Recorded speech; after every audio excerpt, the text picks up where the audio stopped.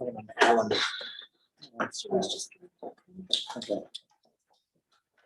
I'm waiting, but it's just be nice if he was here before I kicked off.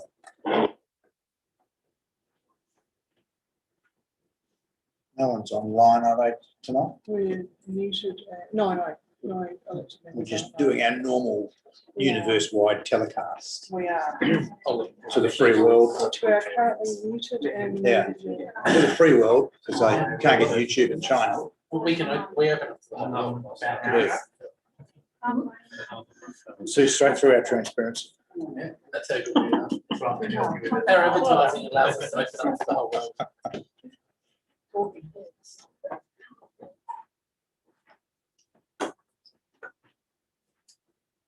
Okay, right.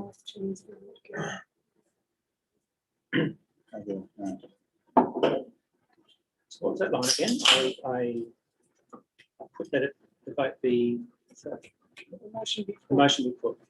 Just gonna write that down. Formal motion stops everything. I know. Such power. I know. I'm going to try that tonight. Live and die. We'll be home by 7:15. Live and die. Definitely weapon of MD, that one. Yeah. Sometimes it's the right thing to The do. next 13 meetings will be very good. I think we'll just have to lay on the table. Let's go.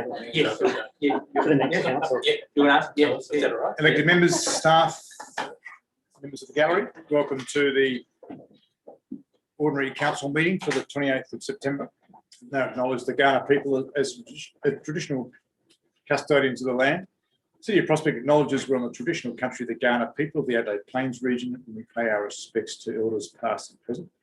We recognise and respect their cultural heritage, beliefs and relationships with the land, and we acknowledge that they are of continuing importance to the Kaurna people living today. Also read you the council pledge. We seek wisdom and understanding as we face the duties of our united task, praying for the peace and prosperity of our city. Please be seated.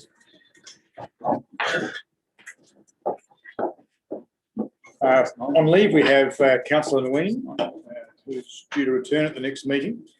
And apologies, we have Councillor De Backer. There's an apology. And Councillor Harris is an coming. apology. Oh, he's an apology now. Okay, Councillor Harris is an apology. I hope that's all okay. Declaration by members of conflicts of interests. Are there any to declare?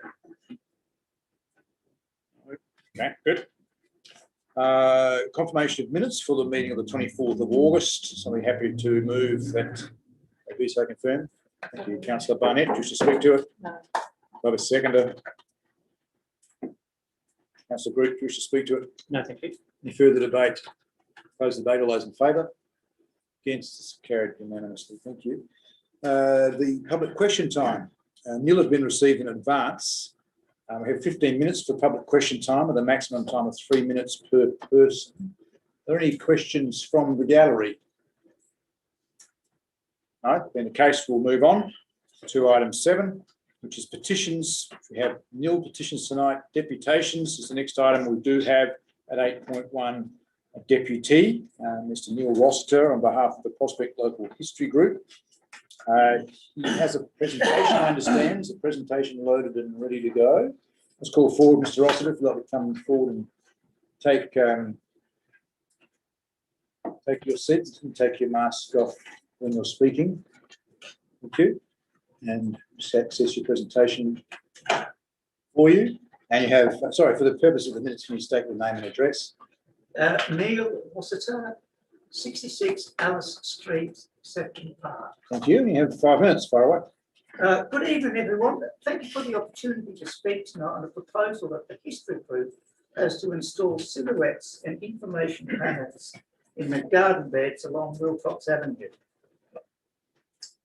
This idea is examining the feasibility of creating a link between the Memorial Gardens and the air raid shelter with the World War II honour boards. Just to give some background, this is the garden bed that is adjacent to the air raid shelter. Note the bricks have been replaced just in the last couple of days.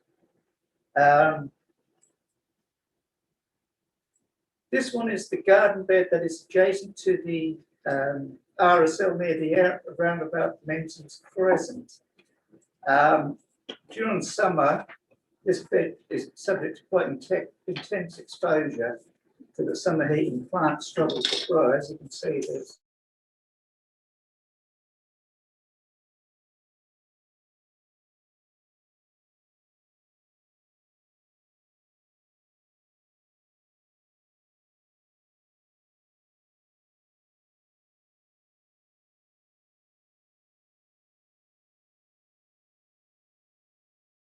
back to War and Prospect families.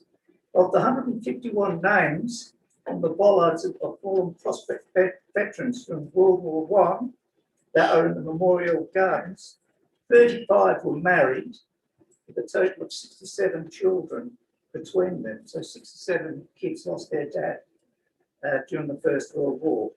I'll be undertaking research with a number of children from Prospect who lost their parents in World War II shortly.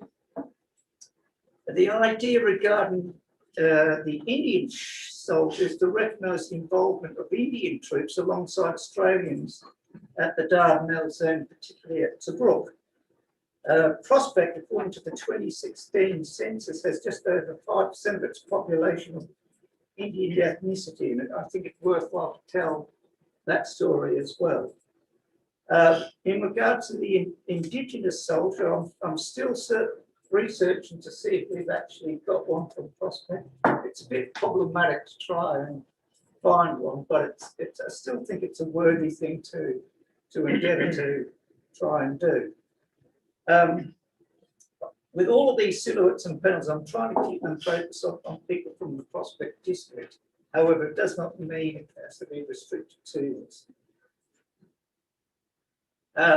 There's information panels on 2 Anzac medals that are being developed that I'm helping with the Prospect RSL, the North Adelaide Football Club history group, may also be incorporated as a possibility. Another idea might be that the North Adelaide Football Club and the Prospect Cricket Club might like to do some of their famous players. This is just an example of silhouettes with the information panels that Richard Browning, who did the panel, the World War II honour boards at the air raid shelter, for him and I were developing for the shelter surrounds. But these are just for illustration purpose. Of course, any ideas that we have will, of course, need the approval of council to go ahead.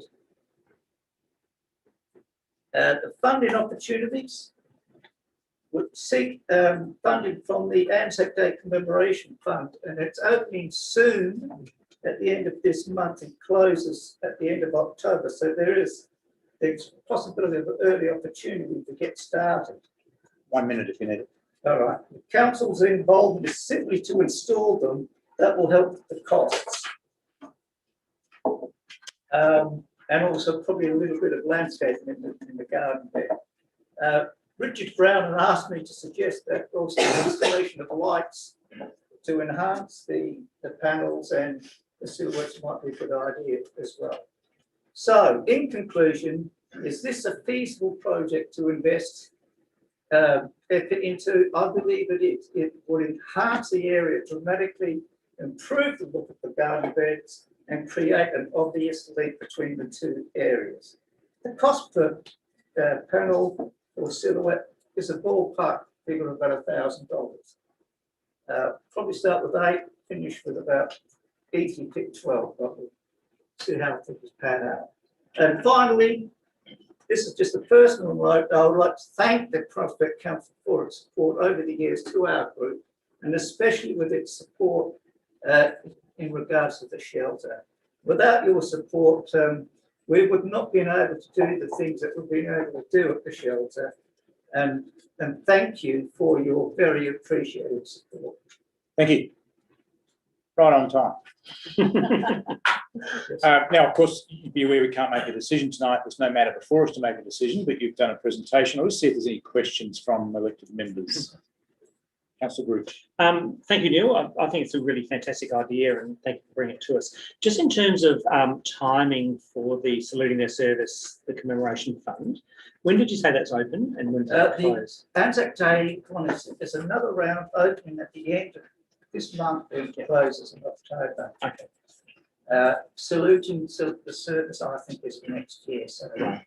I didn't come here with a time frame. No, no.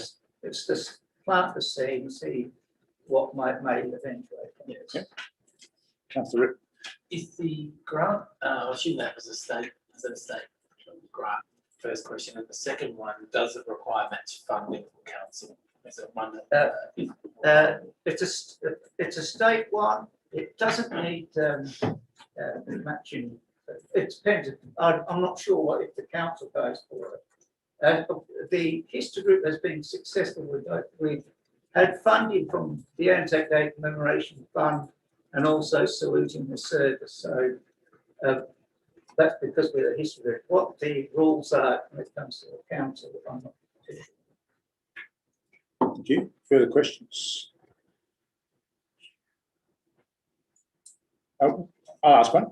What do you need from us in order to submit a grant application?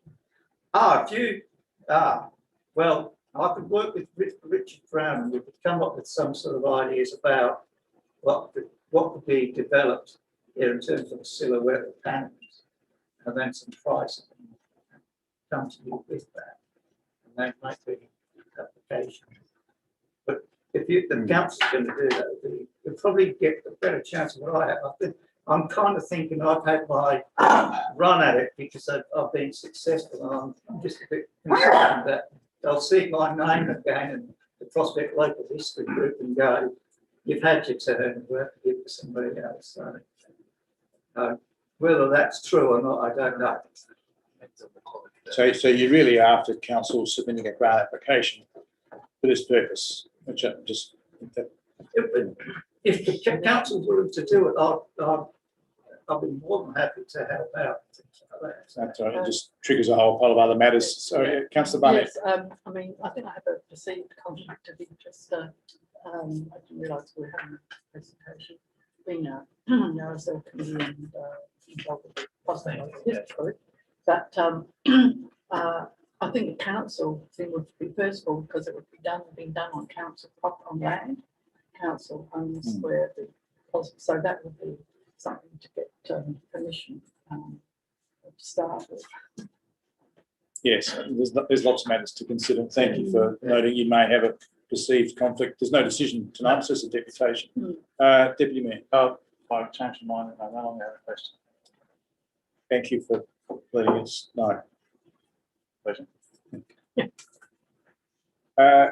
Thank you for your deputation. Sorry, Just Councillor a quick Pearce. question, Neil. How will they be installed? Like, I'm just thinking about vandalism and destruction of them. Would be fixed into concrete or something? Or? Well, ideally, yes. If down the track, that whole thing gets changed and they got down to cricket club and things like that, I think it's possible to actually shift them and things like that. So we want to make permanent structure. Ideally, as permanent as possible. Yeah. But, Just knowing what goes on these days. So it happens. yes. Thanks. Deputy Mayor. I like the idea of the lighting because it's got a couple of benefits. One, it extends the time at which people can view these, but any lighting that have a public place also activates that space from a safety point of view. So, Question. So in your preliminary budgeting, did you include provision for the lighting? Today's thing was just to sort of start this a seed being planted and see where it may or might not go, because it's an opportunity down there, and I would like the council to be greatly involved, not necessarily on the funding point of view, but if this is an opportunity to have something really fabulous down there, and I have some certain ideas, but others might even have better ones. But, you know, the whole budgeting thing, I take the point into question. And a second question, if I may, is did you envisage the representation to be of different eras of service or going back to, you know, early days? Well, yeah, there was, I think, just a couple of themes within, from the First World War to the Second World War, because that's in the Memorial Gardens. Although that's sort of ignoring Vietnam and Korea, but I don't actually know a lot about those particular things. But that doesn't mean we can't do something there. And I've taken items about it. So, Okay, thank you. If there's no further questions, thank you, Mr. Rossiter, for coming forward with your deputation. And you may wish to put something in writing to the CEO if you want council to do something, because tonight we have no decision before us. Yeah. Yes. And so in response to the questions, think about what you're actually asking for. And if it's a timing issue, get it to the CEO. Yeah. Thank you very for your much. time. Pleasure. If you'd like to resume your seat in the gallery, you're welcome to stay for the balance of the meeting, but there is no other business relating to that item tonight. So Thank if you. you wanted to depart, we fully understand that. All right. Okay, next item is questions without notice. Are there any? Yeah, sorry, just give me 1 second. Councillor Ripp? Sorry. Just trying to pull up things to phrase. Yeah, and I have clarification, if it's okay, just to briefly ask this, and if it needs to be taken on notice, totally get that as well. So can the administration just provide an update to council when the next meeting will likely be for the council reference group, if possible, into the Collins Shopping Centre precinct, and also the next stage of works that are likely to occur for that one. That's for the reference group. Thank you. CEO. Through the chair, thank you for giving me the opportunity to know about your question prior to tonight. So there was going to be an internal meeting of staff on Friday afternoon. Other urgent matters got in the way of that meeting, so unfortunately that didn't happen. I was going to provide an update to you following that meeting, and I will do so when that meeting is to be rescheduled. Once that internal meeting has occurred, there will be a scheduling of the reference group occurring soon after that. So the intent of the internal meeting is to bring forward not only just the infrastructure team, but also the economic development team, but also the community development team. So we have all three tangents of placemaking in the one room at the same time, so that we can think differently about how we might treat the Collinsworth project. Thank you. Any further, councillor? Any further questions without notice? No, there being none, we'll move on to item 10, reports for decision. The first one being 10.1, representation review submissions report and approval to report to the Electoral Commissioner of South Australia. We have in the gallery now our consultant. If there should there be any questions, welcome. Not for a presentation, I understand, CEO, just to answer questions. That's correct. So if Yeah. we want Felicia to come forward in case of questions. Yes, Felicia, if you'd like to come forward to the deputy's seat, just in case there are some questions. The recommendations there before you, elected members, as published. And I'm assured that it's been cross-checked in terms of all those street names and ward changes to marry up with our resolution from the previous council meeting. So I'd be happy to move it in its current form. Councillor Barnett, wish to speak to it. No, I think there's it's quite an informative report. So I think we've had all the information there, and that we don't appear to have any changes from what we were previously had information. So have to move it. Thank you. Another seconder. Councillor Group, wish to speak to it. I will just briefly. So it does appear that we're going to end up pretty much where we were before this process started, which sometimes is the result of these processes. And we've been through a few of these now, so we understand that's how it works. Apart from the nuancing of some of the streets and the boundaries, which is good. I just want to point out one thing, which is around the use of Indigenous names, that's not forgotten in this process. So it's not included in the outcome, but there's a very clear strategy about how we move forward with that going forward the next couple of months. And so I'd be really keen for us as a council to make sure we resolve that before the general elections next year, should some of us not be around the table, because that would be a very important legacy for us as an organisation to, or as a council rather, to have the Indigenous names as part of our ward names. And I think we should think a bit more towards, less towards just translation of north, south, central and west, but actually think about something more meaningful around Indigenous place names. So I just want to point that out so we don't forget that's there. And hopefully as we go through from a work program perspective from staff and administration, that can be factored into that going forward. Otherwise, look, a very thorough process as they always are. The usefulness is great that we've managed to make some small changes, looking for some positives. It is one of those necessary evils that we need to go through this, which frustrates me from time to time, but I'm really happy with the outcome. I think it's the best way to go. It's great that we retain wards, and certainly will be supporting the motion tonight. Any further debate?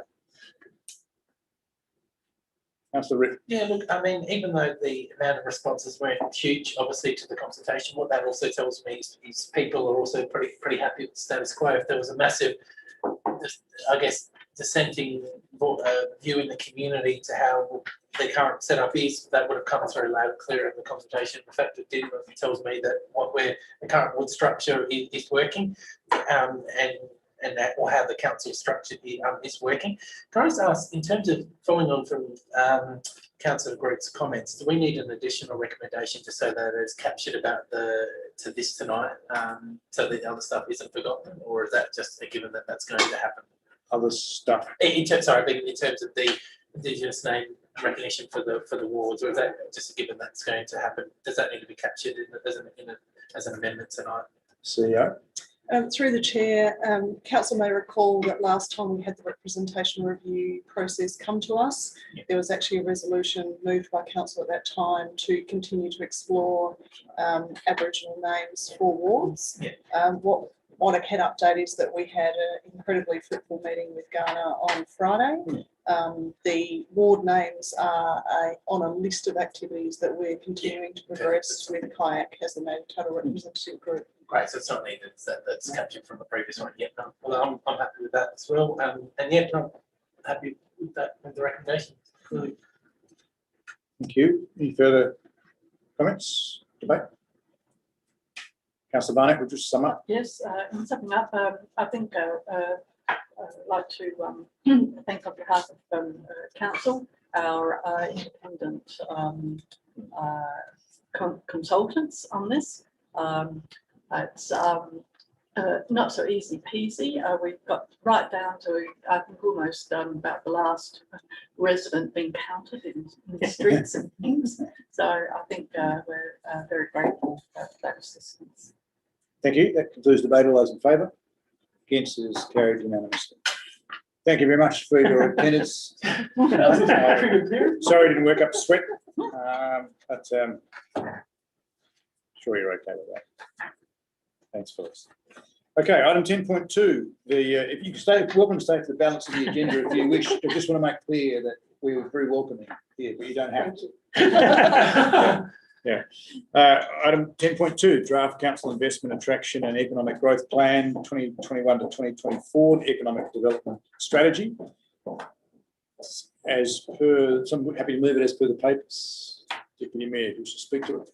Well, I thought it was just worthwhile. We had a meeting last night where a few of us went through what I would say probably one of the most interesting discussions that I've been part of to do with economic development and investment attraction. It seemed to shift where we were spending our time, which was sort of theory and big brush stroke sort of plans into actual action. And I think that's what is really needed for the last couple of years is action. The commentary around the table was really about, okay, what do we all think this should look like? Let's refer back to the strategy and the plans we've got in place. Now let's go and do things, you know, as opposed to sitting around trying to polish that side of it. So it was really kind of exciting to see the way that the new team member, whose name is Julie, put forward to us, and her enthusiasm, you know, also her enthusiasm was kind of inspiring, which was really, let's roll sleeves up and let's go and do some things. Let's go and knock on doors. Let's go and arrange meetings. Let's go and start activating this. So I'm really looking forward to the action part of this. start happening as opposed to planning, because, I think that we seem to have a window of opportunity which may start closing when North Adelaide O'Connell Street starts to gain some momentum and so on and so forth. And so, it was a really good conversation to be part of. Thank you. Second it, councillor Barnett. Yes, I concur with Deputy Mayor's comments. Also, I'm just wondering whether we're considering reviewing our French border strategy, given the change in that area. So that's about the only comment, I think. And another part, I think, that we're in my research and reading is that about attracting climate change entrepreneurs and like electric vehicles. We don't seem to have touched on that yet as well. So yeah, they're just my two things that I'm just wondering whether our Director of Economic Development and that we may be perhaps reconsidering some of those parts. Okay, thank you. Further debate? Councillor Pearce. Just want to agree with the comments so far, but the meeting last night was terrific, I thought, with Julian, Daniel and Alison. It's one of the most exciting meetings I've been to, I think, as well, and great structure. Now, I did have also down the French Quarter strategy. Perhaps this was written before the submarine official, I'm not sure, but I couldn't see that sort of staying on the agenda. And the other issues I had down were the couple that are most important: the Main North Road getting activated, and also the ABC building also being activated. They seem to be two stumbling blocks for the decisions at the moment. Thank you. Further debate? Just Councillor Rick. unfortunately, I couldn't be at the meeting last night, but obviously, we'd like to see how sort of our draft council investment attraction economic growth plan factors in, obviously, with the decision of subs and our push for the French Quarter. I think that will be interesting to see what changes we make, if we make changes. So that space, and also definitely the activation for me. It's going to be really important to look at the activation in the east, and particularly the ABC building as well. That'll be interesting to see how that can work, and look forward to receiving if there are notes can be sent around from last night's meeting, and look forward to looking at those and reading into it further. Thank you. Further debate? Just from the chair, I concur with all those statements, and I'm happy for this to go into consultation. That's what we're being asked to do. It's not locking it in. The reason I'm happy with that is because I don't think it's anywhere near strong enough. And I've said this to the CEO and to the manager who's way over there. I encourage you to be much bolder and much more ambitious. And I think the meeting yesterday was exactly that. The meeting spoke about specific sites, it spoke about specific strategies, it spoke about pursuing particular people, it spoke about pursuing particular sectors of the market. That's exactly what this document should talk about in a much more proactive terms, and it doesn't. It's a pretty high-level document that's more of a policy rather than a growth plan, in my view. So during the consultation process, I'd like it to be tightened up considerably. I think the French Quarter comments need to be taken on board, and that will come out during consultation. But I'd really like there to be specific references to areas of the city that need attention. I'd like there to be specific references to processes about how that's achieved. Even the process last night that we had is not specifically in the growth plan, yet it was, as I agree, a really exciting meeting and a very useful meeting in my view. It's something I've been angling for quite a while, and I know the CEO has asked for another one in 2 weeks' time, so you can pick up at that point, Councillor Ripp. But this is a strategy that's very, very important to our city, and Main North Road has failed to fire yet, and we need a really proactive approach to get it to move, and that should be reflected, I agree with Councillor Pearce, in this growth plan. This is not a policy document. This is about rubber on the road. So provide that feedback. I'm happy to provide more, but I think that we're on the right track with the resource that you've hired. I think that's a terrific get for us. I really encourage you to work quite proactively with that officer, and also with whoever else can help us achieve our objectives, and be really quite determined to set tough targets to meet. Equally, the document doesn't talk about the successes that we've had so far in terms of investment attraction. It talks about other things, which I think are nice, but they're not about investment attraction. So it'd be good to talk about the number of apartments that have come as a result of the planning decisions. It'd be good to talk about the number of townhouse developments as a result of the planning uplift. It'd be good to talk about what the investment we've made on Church Road has led to in terms of total investment. So those things have led to investment patterns, and I think it's helpful to always understand the outcomes of those decisions. So this is sort of alluded to, but we should be much more hard-nosed about where investing has made a better outcome from an investment point of view for our council. So I'd just like to see the document dealt with in that regard. So I'm happy to endorse it for consultation. I look forward to the sort of feedback we get. I have been asked one question, CEO, if I can, and that is, what is the role of the Prospect Business Leaders Group in this and other matters, given that they would normally be a consultation focus for something like this? Are they still a process or a body that we're using or not?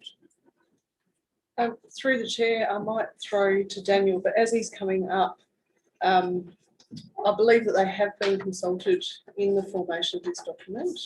Daniel might. Yeah, absolutely. So this further. document's been many years of coming. It's gone through quite a few different versions, and the community plan that you guys have managed to put together was really able to inform us in that recent past. Each section of this has been going to the business leaders. We haven't met with them probably in the last, I would say, 5 to 6 months, and I've got something scheduled before the end of the year to try to get them back involved, because COVID and this and that now just hasn't happened.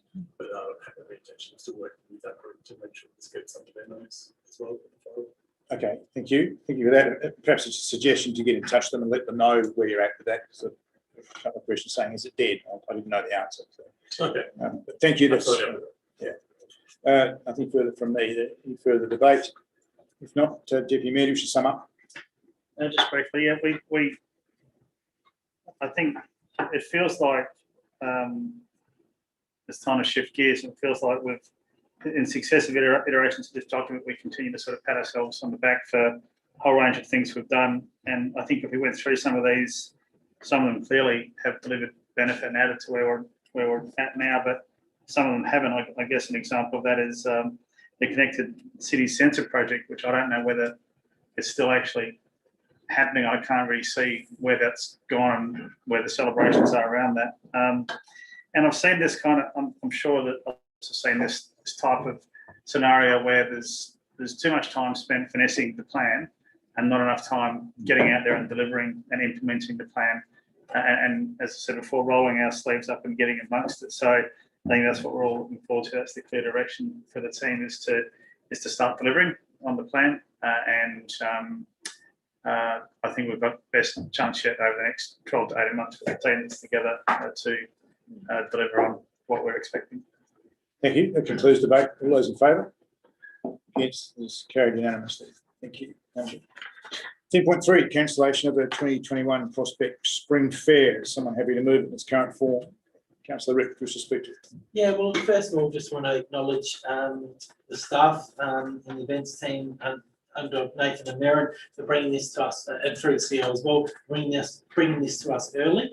It's an unfortunate thing with COVID to have to cancel the Spring Fair, but I totally respect the reasoning as to why, and I think we've landed at the absolute correct decision. So fully happy to fully back the staff with this outcome and own it as well as an elected member. So I think this is the best outcome, and the fact that it was brought to us early means that we can actually look at options for the reallocation of funds, and so I do thank the staff for the process involved in leading to this decision as well. Thank you very much. Also want to put on my record my absolute thanks again to the events team for all the work they've done in the last calendar year, bringing us together a wide range of events in this horrendous time that's been COVID. The willingness of the events team to be adaptable and come up with new innovative ways of thinking. I've been really excited as an elected member to see that, and in a post-COVID new normal world, however that term is, I would hope that some of these events that we've been running the last 1.5 to 2 years actually continue as part of our regular events program as well. I think it's been a major success. So I just want to put on my record again the thanks to the staff with this. And yeah, it's a correct decision here, and I hope it gets wide support. Thank you. Have a second. Councillor Barnett, wish to speak to. Just concur with Councillor Ripp's comments. I think we're very lucky to have the calibre and the dedication of the events team. I think the other activities, I think we're should be very pleased with that. I think that it's quite exciting. I think it's what our people out there like, to have that little bit of excitement and something a little bit out there. So happy to second the recommendation. Thank you. Any further debate? Deputy Mayor. I should know this, but it's just when I suggested I'd like to put forward an amendment. You can at this juncture, yes. Okay. So I would like to put forward an amendment to the motion. I've sent the words through to Megan. I'll just reflecting on what's on the screen. Items 1, 2, parts 1, 2, and 3 are the same. Part 4, and my suggested amendment, I'll read it out, is to request a report to be provided to the October 2021 meeting on the feasibility and cost implications of holding an outdoor street style event at the rear of the shops from Myrtle Street to Rose Street, with a view to providing for further activation and awareness of this part of the village heart, increasing pedestrian traffic flow, improving both, it's a very long sentence, improving both community and business connection and morale following the recent tragic fire which occurred. And then the next part, part 5, which is acknowledge that the remaining expenditure budget savings are anticipated to total 56,600 after consideration of unrecoverable costs, and these funds may either be used for the event in part 4 or directed to savings pending receipt of that report in October.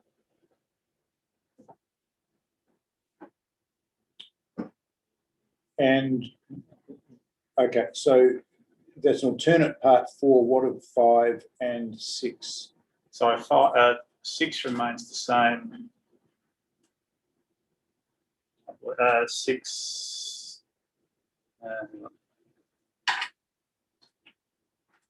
And 5 is deleted. So,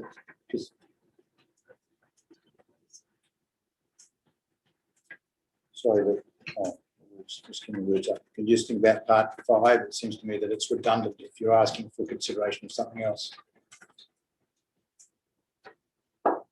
Yeah, so so 4 becomes 5, but with some additional. Sorry. So that 4 in the as published stays, is that, you did say to replace 4, but Yeah, so part of it, so it stays. so you're proposing alternate part 5. Am I correct? Well, keeping that, but adding another sentence to it, which might make it a different part altogether. Let's get your words up. Yep.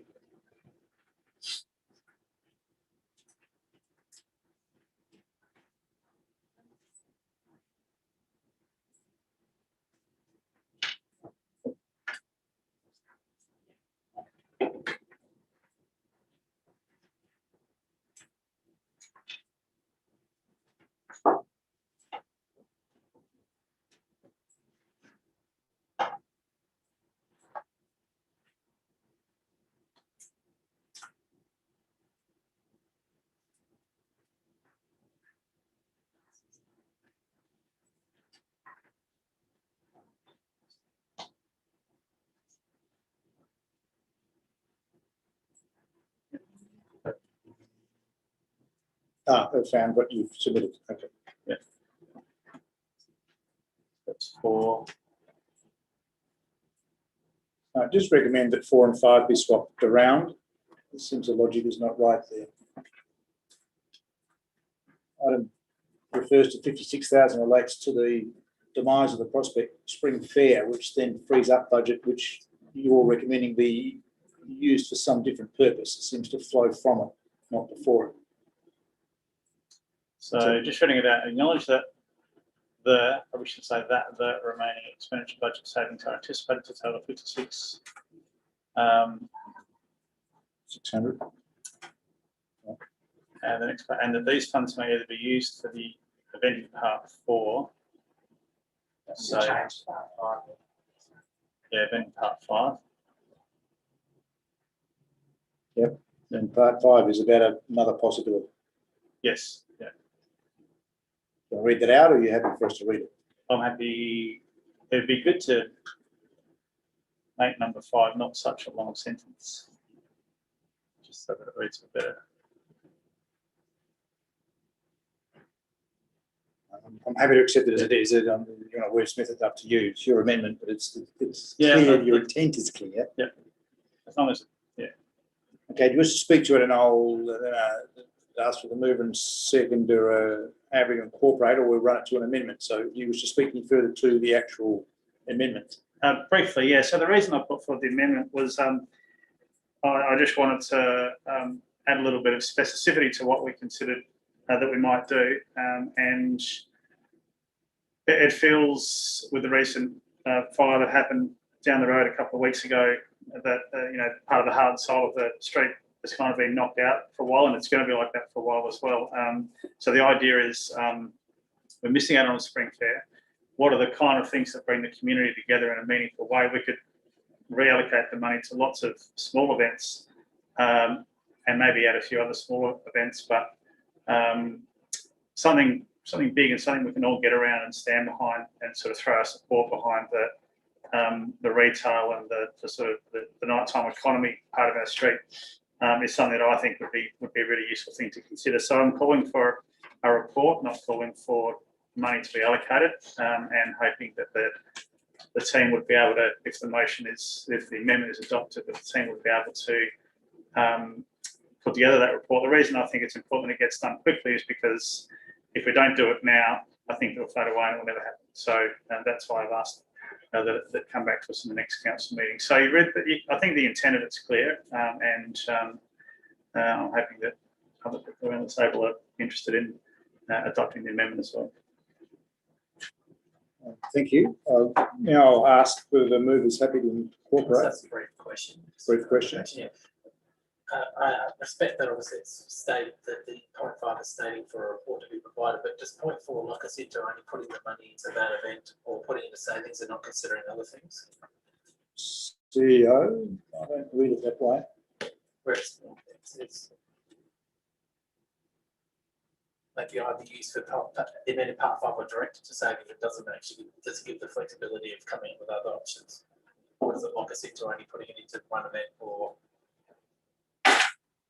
Oh, my response to that is that yes, item 4 previously said it goes, well, with part 5 goes to a budget review as a saving. This modifies that to say it either goes to this event suggestion or to budget review. Okay. All right. Look, I'm if you ask me for So yes or no? Yes. Yes. Okay. Thank you, Councillor Barnett. A second. Are you happy to incorporate or not? I'm just wondering what's happened to. So we've still got some of the others. So that's exactly the same 3. Yes. 1, 2, and 3 are exactly the Yeah, same. all right, 4 sorry. is the same. Apart from that minor change. Yes. Well, I don't want to preempt what might be in the report. So Is it I think yes, seeing it's just yes calling or for no? a report. So yes. Thank you. Sorry to push you. No, it's all right. Now, seek leave of the meeting. Whether people are happy to accept that, all those in favour of accepting that change, all those against, that is thus incorporated. Thank you. I think Deputy Mayor, consume your 5 minutes if that's okay with you. So, any further speakers to this item? Just from the chair, had some knowledge from staff about this request. I understand that the operators of Rosemount Hall have been asked about whether they need any assistance like this. They are not asking for this, so I think the report will reflect ongoing discussions to see if that could be more likely. Without them, I don't think the event would work. I also think the report should cover who else might want to be part of it, given that all the front doors face the other way. And I'm not sure how the people in the street might feel about whether they would want to mobilise their shop across into the back. So I think in principle, I think it's a nice idea. I'm just worried about who would participate. And there is a risk that outsiders come in and put their food trucks in and give us not the outcome that I think the mover was intending. So I think there's a few sensitivities around this matter that needs to be thought about. Notwithstanding that, the car park is a space that we don't control, but it is at least an open space that we could seek to control in this way, remembering that it is all privately owned other than our public laneway on the western side. There's an LMA to stop fences, but there's not an LMA to let us use it for whatever purpose. So there's rights of way that need to be considered here as well. So it's actually a little more complex in some ways than closing Prospect Road, but there's just DIT to deal with. This involves dealing with 6 private owners. So that report would need to cover that. And the timing, I guess, I agree with the Deputy Mayor that we need to get onto this quickly, because if you want to have it sometime, there's a lot of work to be done, and we need to make that decision fairly quickly. If you want to have it in January, February, I would expect that's probably the optimum time. I don't know, but I think there's a lot of work to be done to make this successful. So I think it's a good idea to explore, but I just think there's a lot of issues around it, particularly whether the wounded party, if you like, is actually happy to be part of it. That is probably a fundamental question. Okay, that's all I wanted to add. Any further debate? Or if not, Councillor Ripp, do you wish to sum up?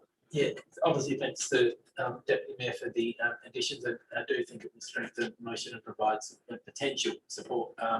And I like your idea to obviously try and provide some relief for the traders, particularly there on Prospect Road, who have suffered greatly. And what if the report comes back saying that this isn't the best solution, but it offers other solutions that could provide support to them, even better. But until we've actually thrashed it out, we won't know. And I think it's a great addition. So thank you for that. Thank you. That concludes debate. All those in favour? Against? Carried unanimously. Thank you. On 10.4, activation of Bindi and Nailsworth Community Hall. Somebody happy to move it in its current form?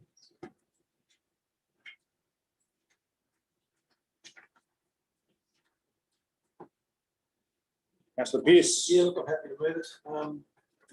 It's a comprehensive report. I like the facility income predictions. If they're correct, it looks like we're moving upwards where we've been, particularly with COVID.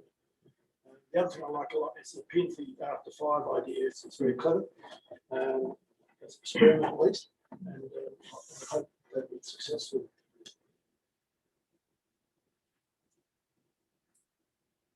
Sorry, that's it. Thank you.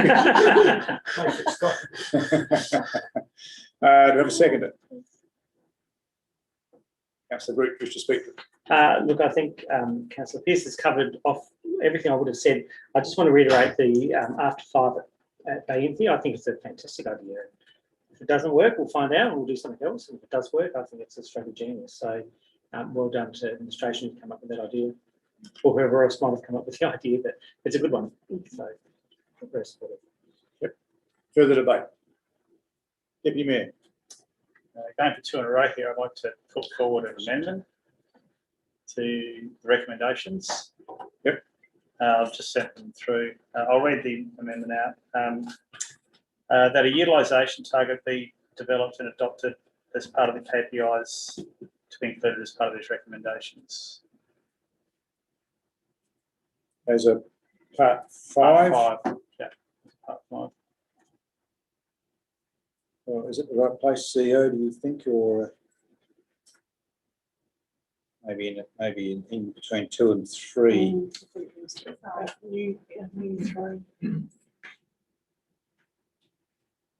Retaining 3 and 4, but making them 4 and 5. Yes. Sorry, are you happy with that, Deputy Mayor, as the move? It's your amendment. Yes, I probably should read that a utilisation target be developed and adopted as part of the KPIs. As simple as that.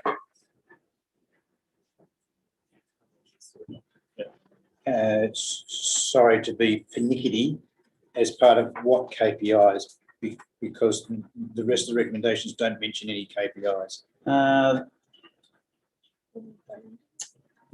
Somewhere talked about Long-term income, Predictions. income growth predictions, income targets. So part 3 talks about income targets and income growth predictions. So I'm kind of adopting those as some sort of KPI. I could change my words to targets if we wanted to, if that brought it in line with the rest of the recommendations. That might make more sense because it's a direct link, I think. Yeah.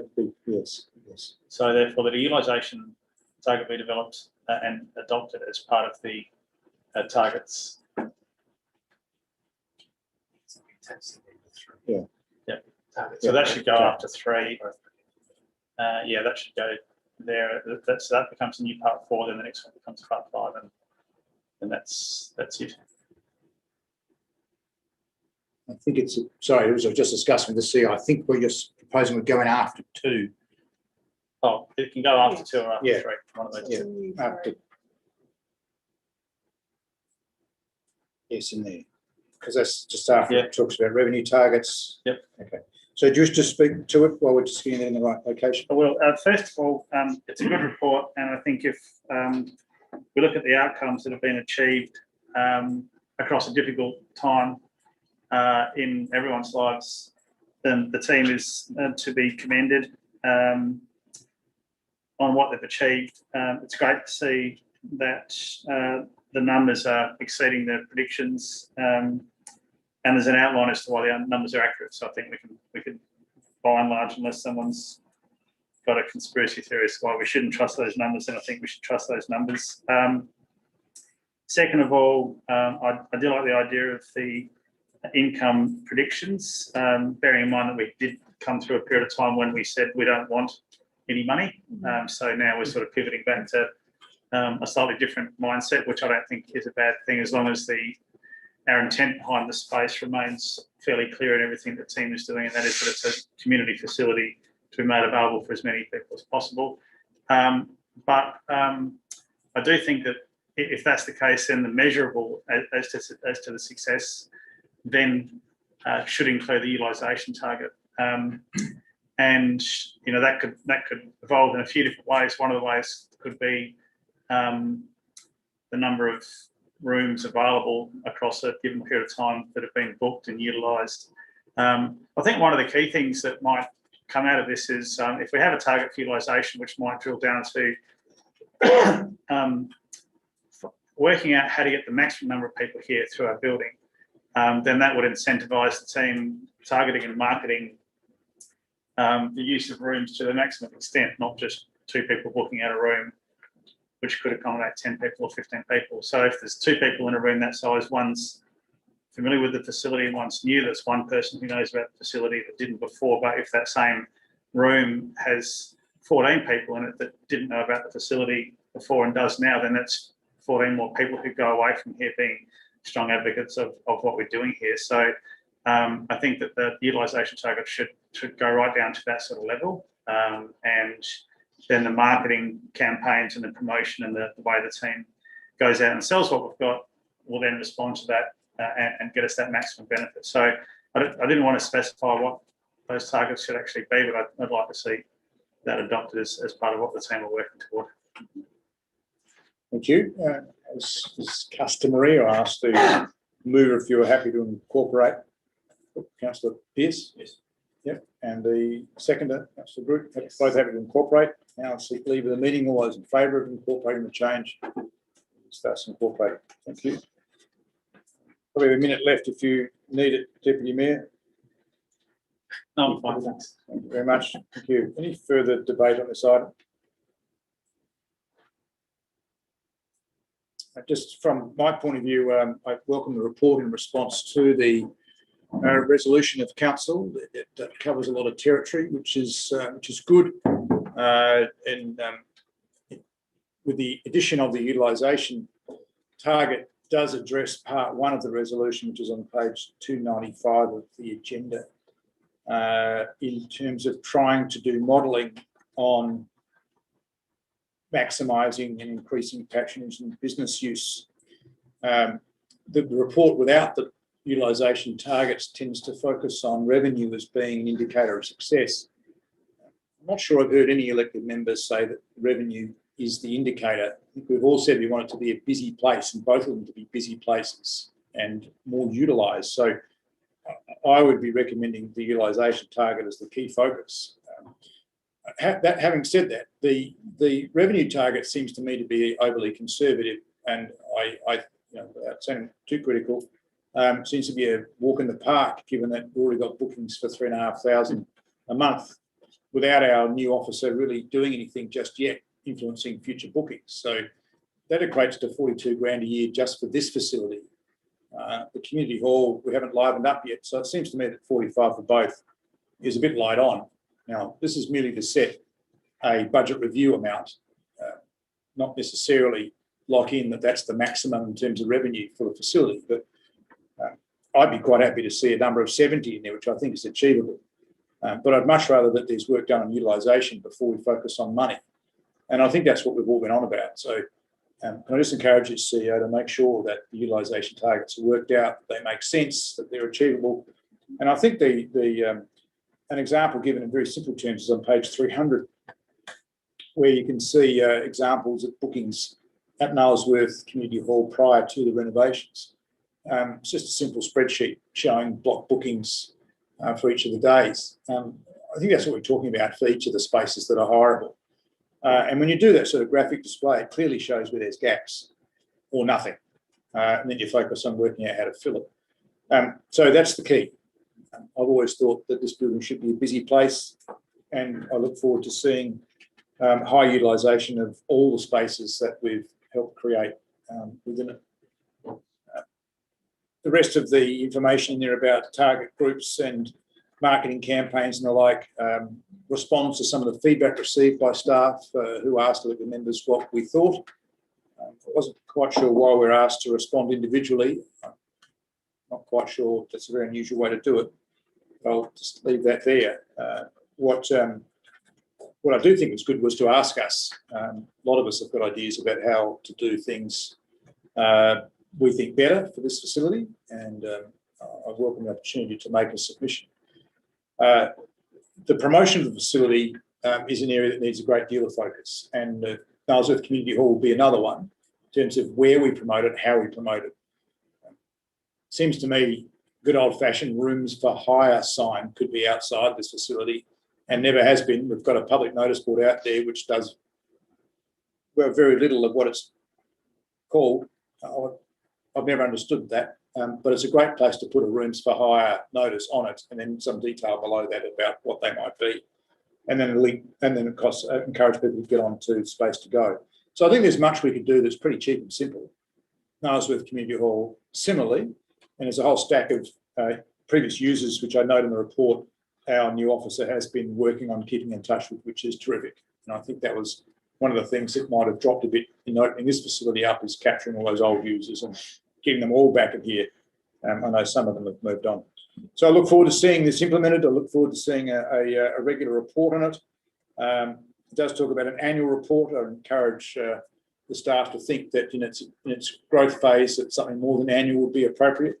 And I look forward to seeing what utilisation targets are established and how you work out how to manage those, given that we've not done that before. So there's probably a bit of trial and error. Thank you. Any further debate on this item? No? Councillor Pearce, wish to sum up?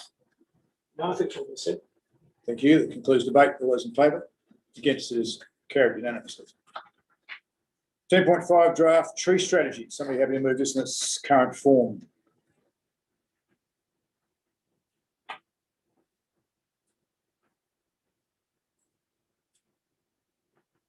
Councillor Ripp. All together on the table, and I thank the staff for the preparing this for us, and it was really a good read. And in terms of the action plan on particularly page 17, where it states under like goal 2, identify a number of trees to be planted to increase canopy cover to 22% by 2045. Obviously, want to challenge our thinking to see if we can get it beyond bigger than 22% as well. So I don't know whether people want to move amendments and try and increase that. Obviously, that's my thought. I'd like to initial thought. It's good to see that there, but equally, we're talking about too when we're looking at even in goal 1. Just to grow a network through a plan, we're talking 2 to 3 years. So that's the plan, 2 to 3 years, and the action comes after that. So I don't know whether any of these timeframes are actually open to be reduced, or if that's possible, because I know it's not the current director's fault by any stretch of the at all. But I know we've been talking about determining the appropriate number of trees we need planted and determining the maintenance of trees. We've been talking to the former director too about that for a long time. So it's great to see where this has come to tonight, and I'm encouraged by that. But this is bringing, I guess, tonight the conversations that really started a number of years ago, or a couple of years ago. So it's great we've got to this point, but I'm frustrated that it's taken so long for us to get to this point. That's probably what I mean. And then to obviously see plans are still going to be 2 to 3 years, and then you've got to then I guess the further actions with that. So it's a great thing we've got here in front of us, and it does stipulate clear actions and timeframes for any opportunity we can to speed up some of them, to see the planting on the ground would be much appreciated.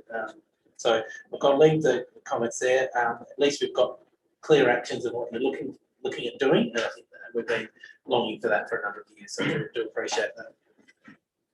Thank you, councillor. We'll have a second. Councillor Barnett, wish to speak. Yes, I'm pleased that we've got this now. And I realise that it's a draft strategy, so there's still a lot of pages and that to be worked out and it's, made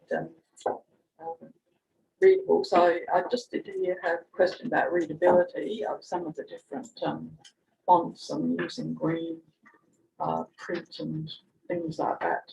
So when people are doing the draft, they could just really have a think about the readability of it.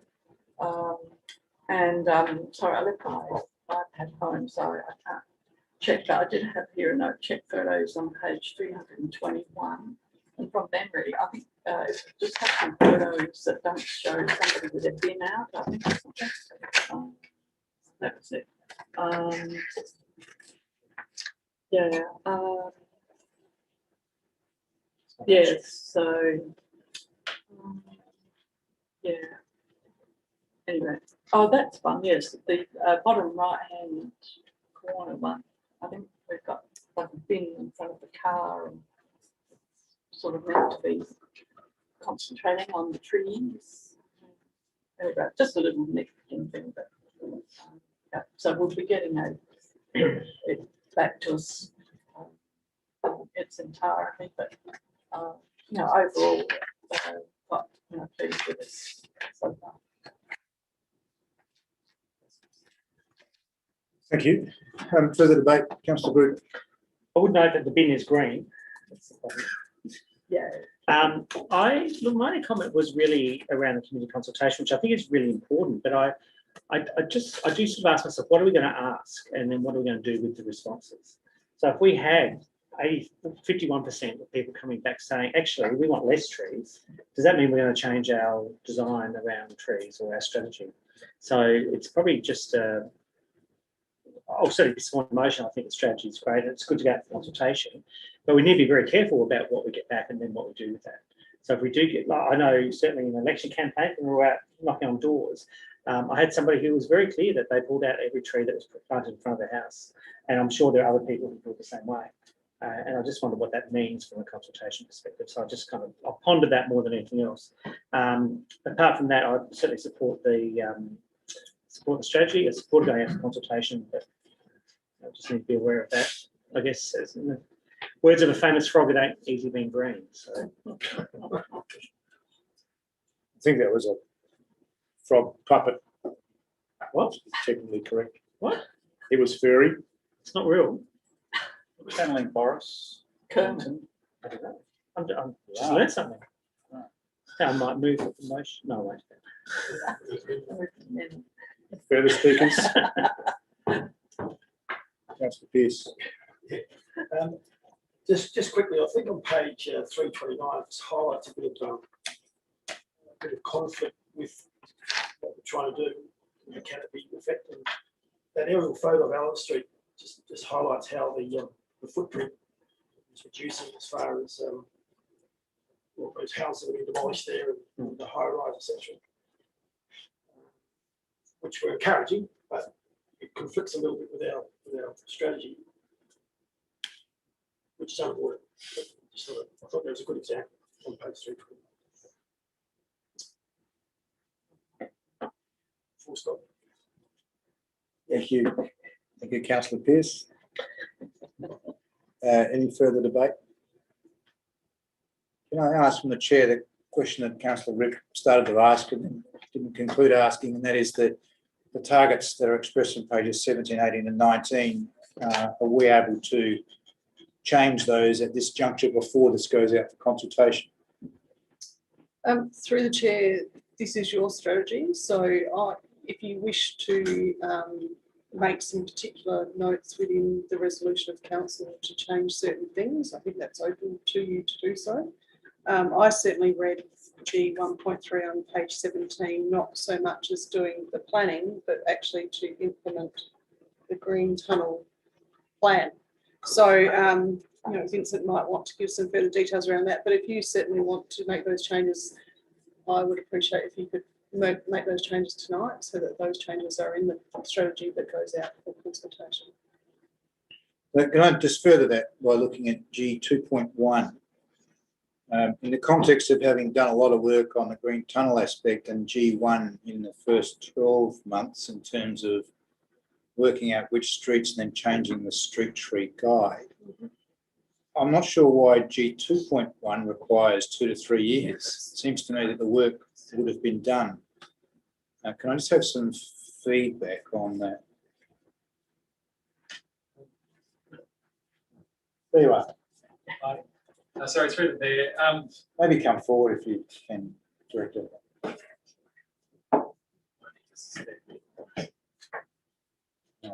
Okay, sorry, with G 2.1, technically we could probably do that within 2 years. We've tried to make allowance from our perspective in regard to our resourcing towards this. There's no issue with actually tightening that up. We've got a plan how to achieve it. In regard to the actual 22% target of 245, I'll just call that out. Actually, it's very close to what Councillor Pearce was referring to in those photos. It really is actually quite a battle between what's been cleared as opposed to the planning. There's actually a strong downward trend in tree canopy, and we are beating it, but only slowly. So we can come up if you want to increase those sort of targets as well. We can go for higher, but we'll be coming back to you then to explain to you what that means from a resource perspective and about the numbers of trees that we're going to stick to the ground. And we are going to get to a point eventually where we're going to run out of areas to actually plant these. So it'll be about then, if you're prepared to generate partnerships with the private sector to actually, if it's paying for trees or subsidising trees that might get planted on private land. So it does become quite difficult within the city of Prospect. There isn't really that much open space. This tightly held. There are a lot of smaller blocks. So yeah, we could actually increase it and make it a reach target. But that's why we've actually gone for the 22%. We have actually paid attention to the heat maps, the developments going on. So a reach target might be 25 to 30% if you want to go that way. And we could actually try to come back and explain to you what that would mean about the reality of trying to achieve. So it's in answer to my question, rather than Councillor Rip, who didn't actually ask the question. Okay. Just trying to control the debate. The 22% is something you've just given us advice on. My question was, 2 to 3 years, could that be reduced to 1 to 2? It seems that you're saying that yes, could be. I would suggest 1 to 2 is possible. Okay, and ties in with other work that you're going to be committing to. What about G 2.3 in terms of determining appropriate species? I would have thought that you'd be well advanced on that. You don't need 3 years to do that. Could you give us a time frame which ties in better with the decisions you'll be making up in section G1 and in G 2.1? Same thinking. I would suggest materially we could achieve that within 2 years. Depends to what we want to do, engage, bring that to the community to actually test and challenge in regard to our choices and what they mean in regard to a practical sense. But materially, a lot of this it probably will come together within 2 years, subject to that engagement consultation process and how far you can go. Okay, thank you. We recommend we consider those changes in a moment. I'll return to speaking to it. In terms of questions, G3.1 and how this ties in where the Urban Street Tree Guide, you're talking there about aligning best practice for species and age diversity. For a 12-month window on that. Can you explain how that outcome ties in with the two we just discussed? More particularly, can we achieve G3.1 within 12 months if we haven't yet selected the species to achieve G2.1? So through the Mayor, this goes back to the workshop we had when we were talking about what the optimum percentage of each type of tree would be. This is actually about the theory of if we want to go for around 14 different species, there is not maximum, if you like, exposure to risks around disease or growth impediments or whatever else it might be. We feel we can actually tighten up and actually define that theory that will actually underpin those other aspects reasonably quickly. We've just defined it within 12 months, just because it's a round figure. The truth is, it's one of the easier processes that we work through. More than likely, the long-term goal will be between 7 and 10% of any one species. The optimal age profile, when we turn this into an asset-based approach, which is one of the next stages as well, your age profiling is we'd actually like a certain percentage of trees to be at the end of life every year. So we'd actually start defining these different species, what their optimum life is, the planting conditions of those power lines and everything else that might lower that age profile. And we'd actually just have that all mapped out, ready to be applied against those other actions. Okay, thank you. So in my remaining time, having had my questions answered, it seems in responding to Councillor Rip's very sensible questions, G2.1 and G2.3 could be changed to 1 to 2 years rather than 2 to 3 years, and that seems to tie in better with some of the other objectives in the document. In terms of how that gets changed, CEO, we're running out of members, given we're a bit short tonight, and I just wonder whether I'd be adverse to me seeking leave of the meeting to incorporate those changes. Unless there's any violent objection to the answers provided by staff. So I just seek leave of the meeting to incorporate those changes to G2.1 and 2.3. I'll show of hands. Thank you. Just incorporated. And in terms of the overall report, thank you for pulling this together. This is complex work. I do think there's a lot to go. This is consultation with the public at a very high level. I suspect that people who are tree nuts will absolutely get into this and give us some really good feedback. We know we have some people like that, but most people just want to know what's happening with their tree and their street, and we're not at this level yet in this at this point. That will come in subsequent processes over the 12 months that we're developing the Green Tunnel strategy more precisely, on 1 to 2 years about species selection. So I think there's going to be 2 or 3 rounds of consultation here. And I'd encourage your CEO to map out, in terms of the consultation process, how that's going to work. And it might be helpful to, when devising this consultation process, to let the public know that this is phase 1 and it's high level, and phase 2 will be about species or whatever it might be, and that'll come to you in maybe whatever months it is. And then phase 3 is about how do we deal with existing trees which don't meet our longer term strategy, and that might be a 2-year thing. So just give people some idea about what's the scope of this and where they're plugging in their particular thinking and question into, because the feedback we get will be better if people understand where they can have input. This is a high level strategy quite deliberately, but some people will want to know what is out the front of the house, or as Councillor Groot said, never going to be at the front of their house, which is a problem because we own that land. And they're very difficult situations to deal with. But thank you, elected members and staff, for incorporating those changes. Any further debate? I think, who hasn't spoken? Deputy Mayor. You don't have to speak, I'm just saying that everyone else, I think, has. Okay. No further debate. Councillor Ripp, do you wish to sum up? Look, thank the staff for getting it to this point. Really appreciate the work that has gone into it. And also for your willingness to obviously be open to reviewing or offering some of those target times tonight. Really appreciate that. And look forward to seeing what the consultation brings. Indeed. Yeah, that concludes debate. All those in favour? Against? Carried unanimously. I know a member of the gallery is very enthusiastic about this item. You're welcome to stay for all the other items if you wish, but if you... May do for Thursday Street Park. Okay, brilliant.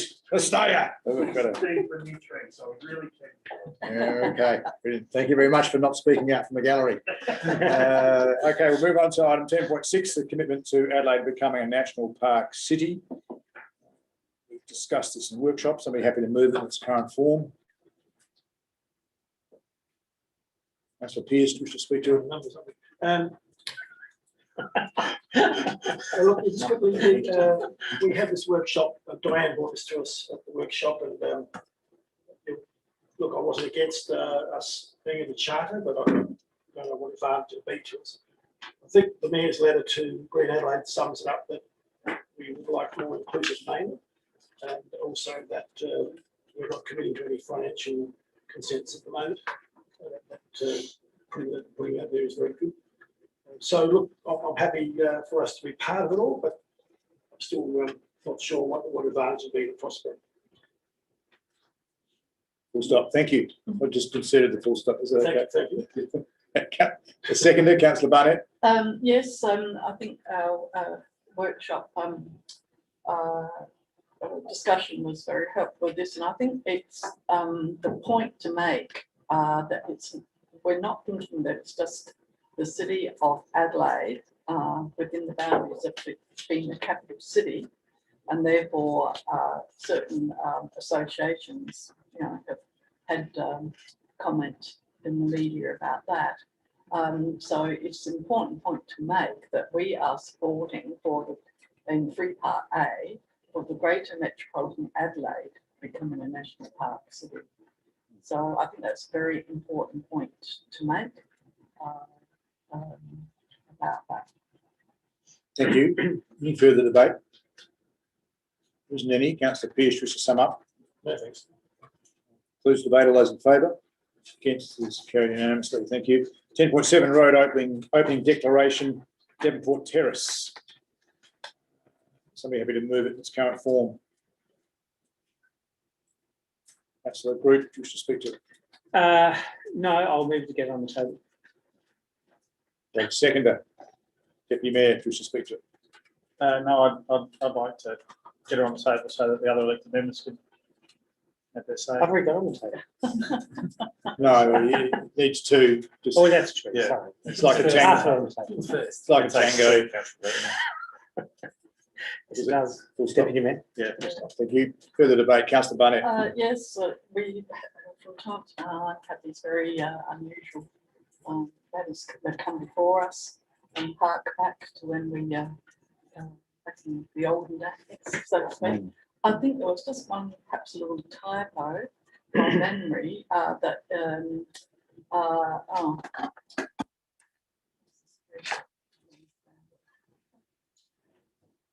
yeah, it had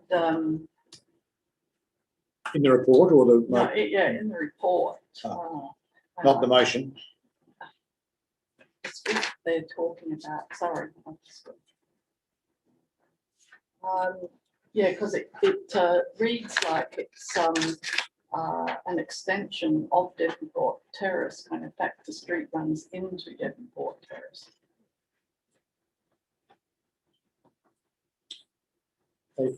You're asking for that to be clarified? Avenue Road.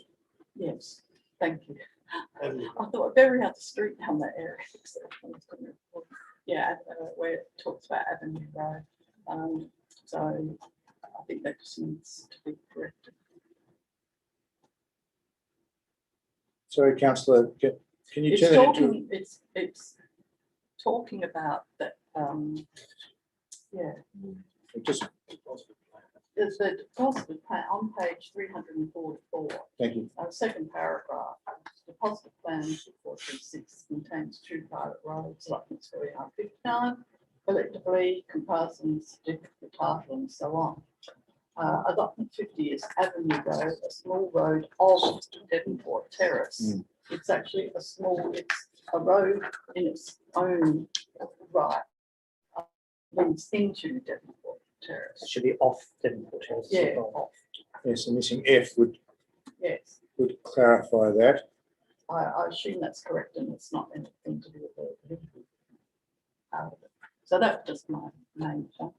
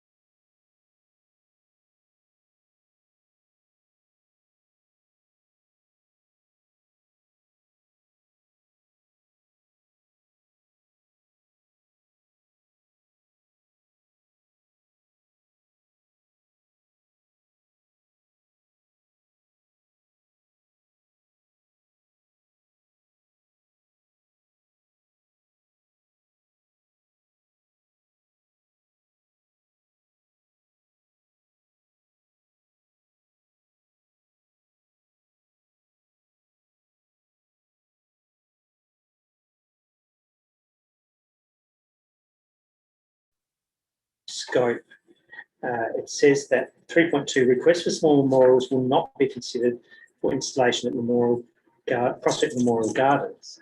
And I'm just curious as to why that's the case. So I'll ask that as a question. So what clause again? Clause 3.2 in the scope. Requests for small memorials will not be considered for installation at Prospect Memorial Gardens. I presume that's in our existing policy, but I'll ask the CEO, why have you retained that? No, why, do you know the origin? I presume of it that? is in the existing. it's Yes. just been carried over. Is that just a rollover Through the chair, I might have to throw to Vincent. directly? Through the mayor. Yes, it is a carryover from the existing policy. In going back through it and reading it, I'm quite confident to do with the fact the Memorial Garden was there for a purpose to celebrate all the soldiers from endless wars. Want to set up a precedent where people can put other types of parts in that situation. So simple as that, the entire gardens was removed from this policy for that purpose to ensure we didn't undermine the reason for existing.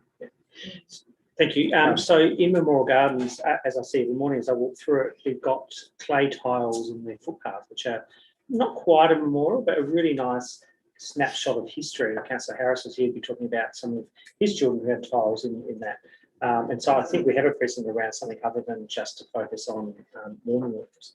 I'm just, Mayor, maybe I'll ask you as for advice on how to go forward with this. I'd like to move an amendment to test that coming out of the policy. Whether I need to do that as an amendment or whether we can do that as that seems like a good idea and we'll do it. So can I maybe ask that advice, or I'm just happy to move ahead with an amendment?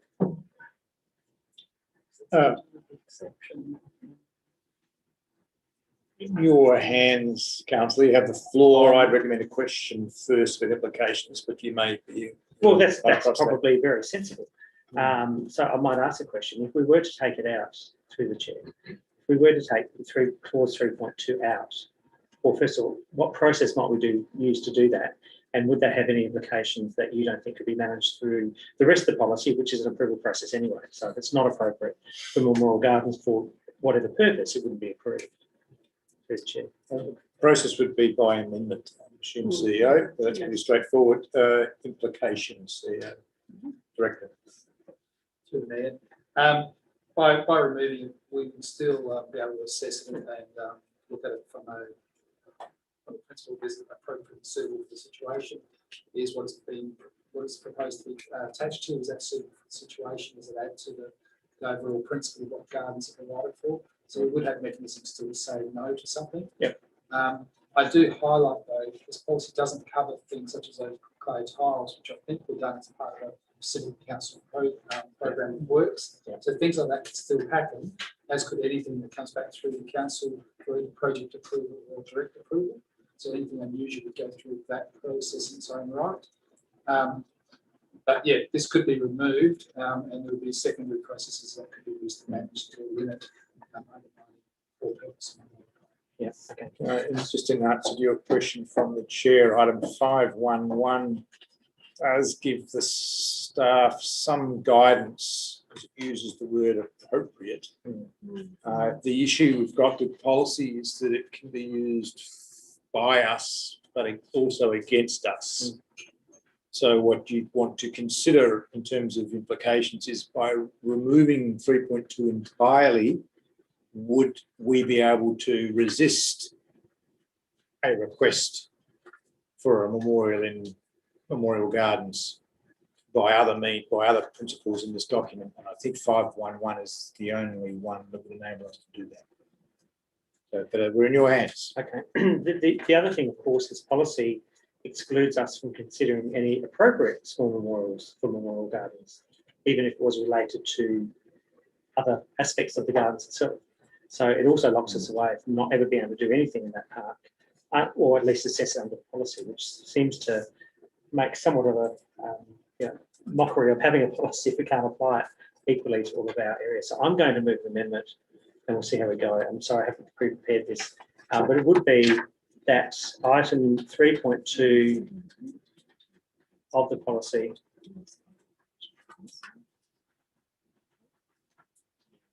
Sorry, councillors, the CEO is recommending you may want to consider words about modifying 3.2 to add words such as unless by resolution of council. We are in your hands in terms of what you want to amend.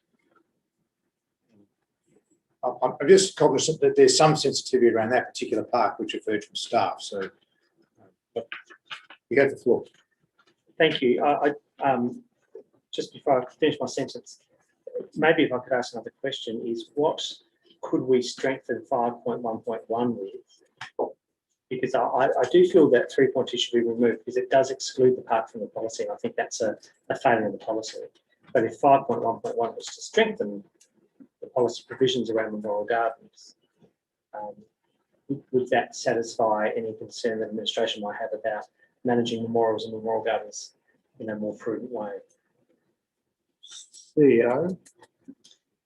Through the Mayor, I suppose the idea of having those further words extended on 3.2, it brings the fact that that particular reserve is there for a particular purpose, and if there are any enhancements to that reserve through the request of a small memorial, that council can consider that at that time.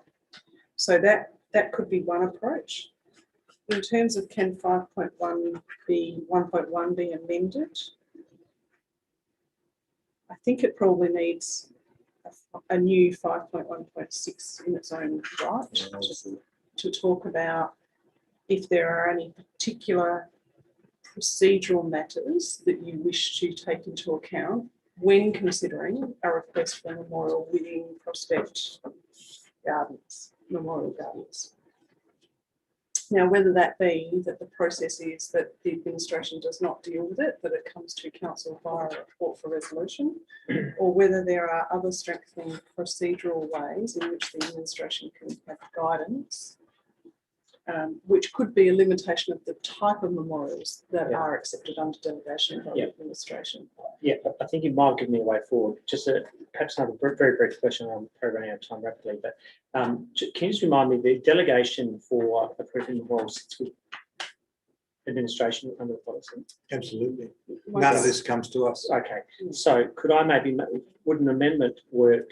I'm asking this question. That 3.2 request for small memorials for installation of Prospect Memorial Gardens will be referred to council for consideration. So what means anything to do with that particular part comes to us as a delegation matter. Anything else is delegated to administration. But then the policy does cover it, but there's a process which is beyond administration, allows council to deal with sensitivities. CEO, the question is that workable? Through you, Mayor, I believe it is with those strengthening words. So, normal requests can go through the normal process. Yeah. If we are making any amendments to that particular reserve, it's a council report. So it's an ordinary process that we do for a number of different matters. Okay, so my amendment is 3.2, request for small memorials.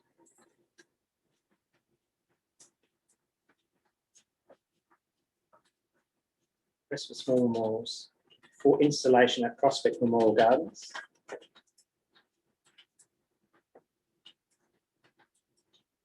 Will be referred to council, to elected members. Council, how would we best? Council, full stop, I think. Full stop's getting in a lot of work tonight. I haven't even said that yet. Full stop. Is that the end of the debate or your interview amended? Could be both. So I'm How do you asking. feel about that? I don't Yeah. would like it to be. I'm in your hands now. Yes, I'm happy with that. So look, the intent for me is to make sure that we can still do things in Memorial Gardens. Sensitivity is maintained in terms of council being able to monitor that, and it's included in the policy more broadly. So if that's working with by administration, I'm happy to pick that up. Thank you. I now seek whether the mover, sorry, with a brief question. I just have a question. Question. Is Prospect Memorial Gardens the correct name? Is it or is it Prospect Soldiers Memorial? I was wondering that. It's wrong on Google Maps, that's for sure. Sorry, CEO, can you answer that question? Through you, Mayor, I think if we can add the word soldiers to that resolution, that would probably prompt a whole range of other procedural things being checked and updated. But we're looking to adopt this, aren't we, tonight? Yes. Question is, can we get the right name for adoption? Mm. Do we know what the technical name is? I know we refer to it as that commonly, but does it have the word soldiers in its correct title?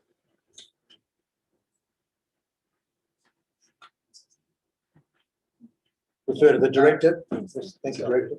The other way of doing it, of course, is in recommendation 2, add to the end of recommendation 2, subject to. No, sorry, Director. Sorry. Thank you for thinking of some other implication, but you weren't asked that question. Can you confirm the name of the park technically?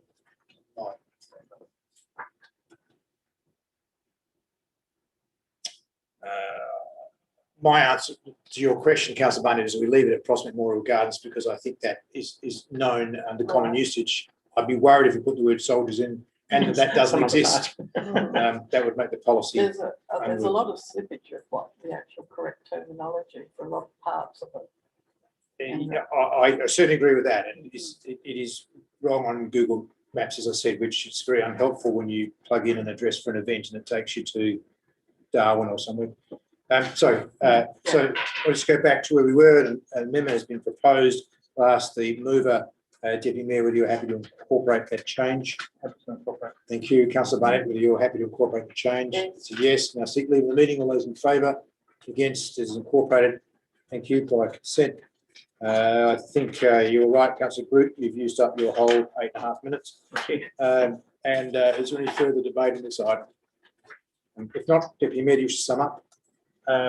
Thank the former Deputy Mayor for his amendment. Thank you. That concludes debate. All those in favour? It's carried unanimously. Thank you. And we have had resolutions of council to do other memorials in there, even though they're war related, they've come to us. So that just continues current practice. On 10.10, submission to the LGASA on local government reform, the commencement of the behavioural management framework. Somebody happy to move it in its current form? Councillor Barnett, you should speak to it. Just carrying on as usual. With this topic matter. Indeed. Do I have a seconder? Councillor Pearce, you should speak to it. No, other than to say the time that we put in this commencement start date, I agree with November 22nd, 2022. Thank you. Any further debate? You need to sum up, Councillor Barnett? No. That concludes debate. All those in favour? Against is carried unanimously. General business of an urgent nature, is there any?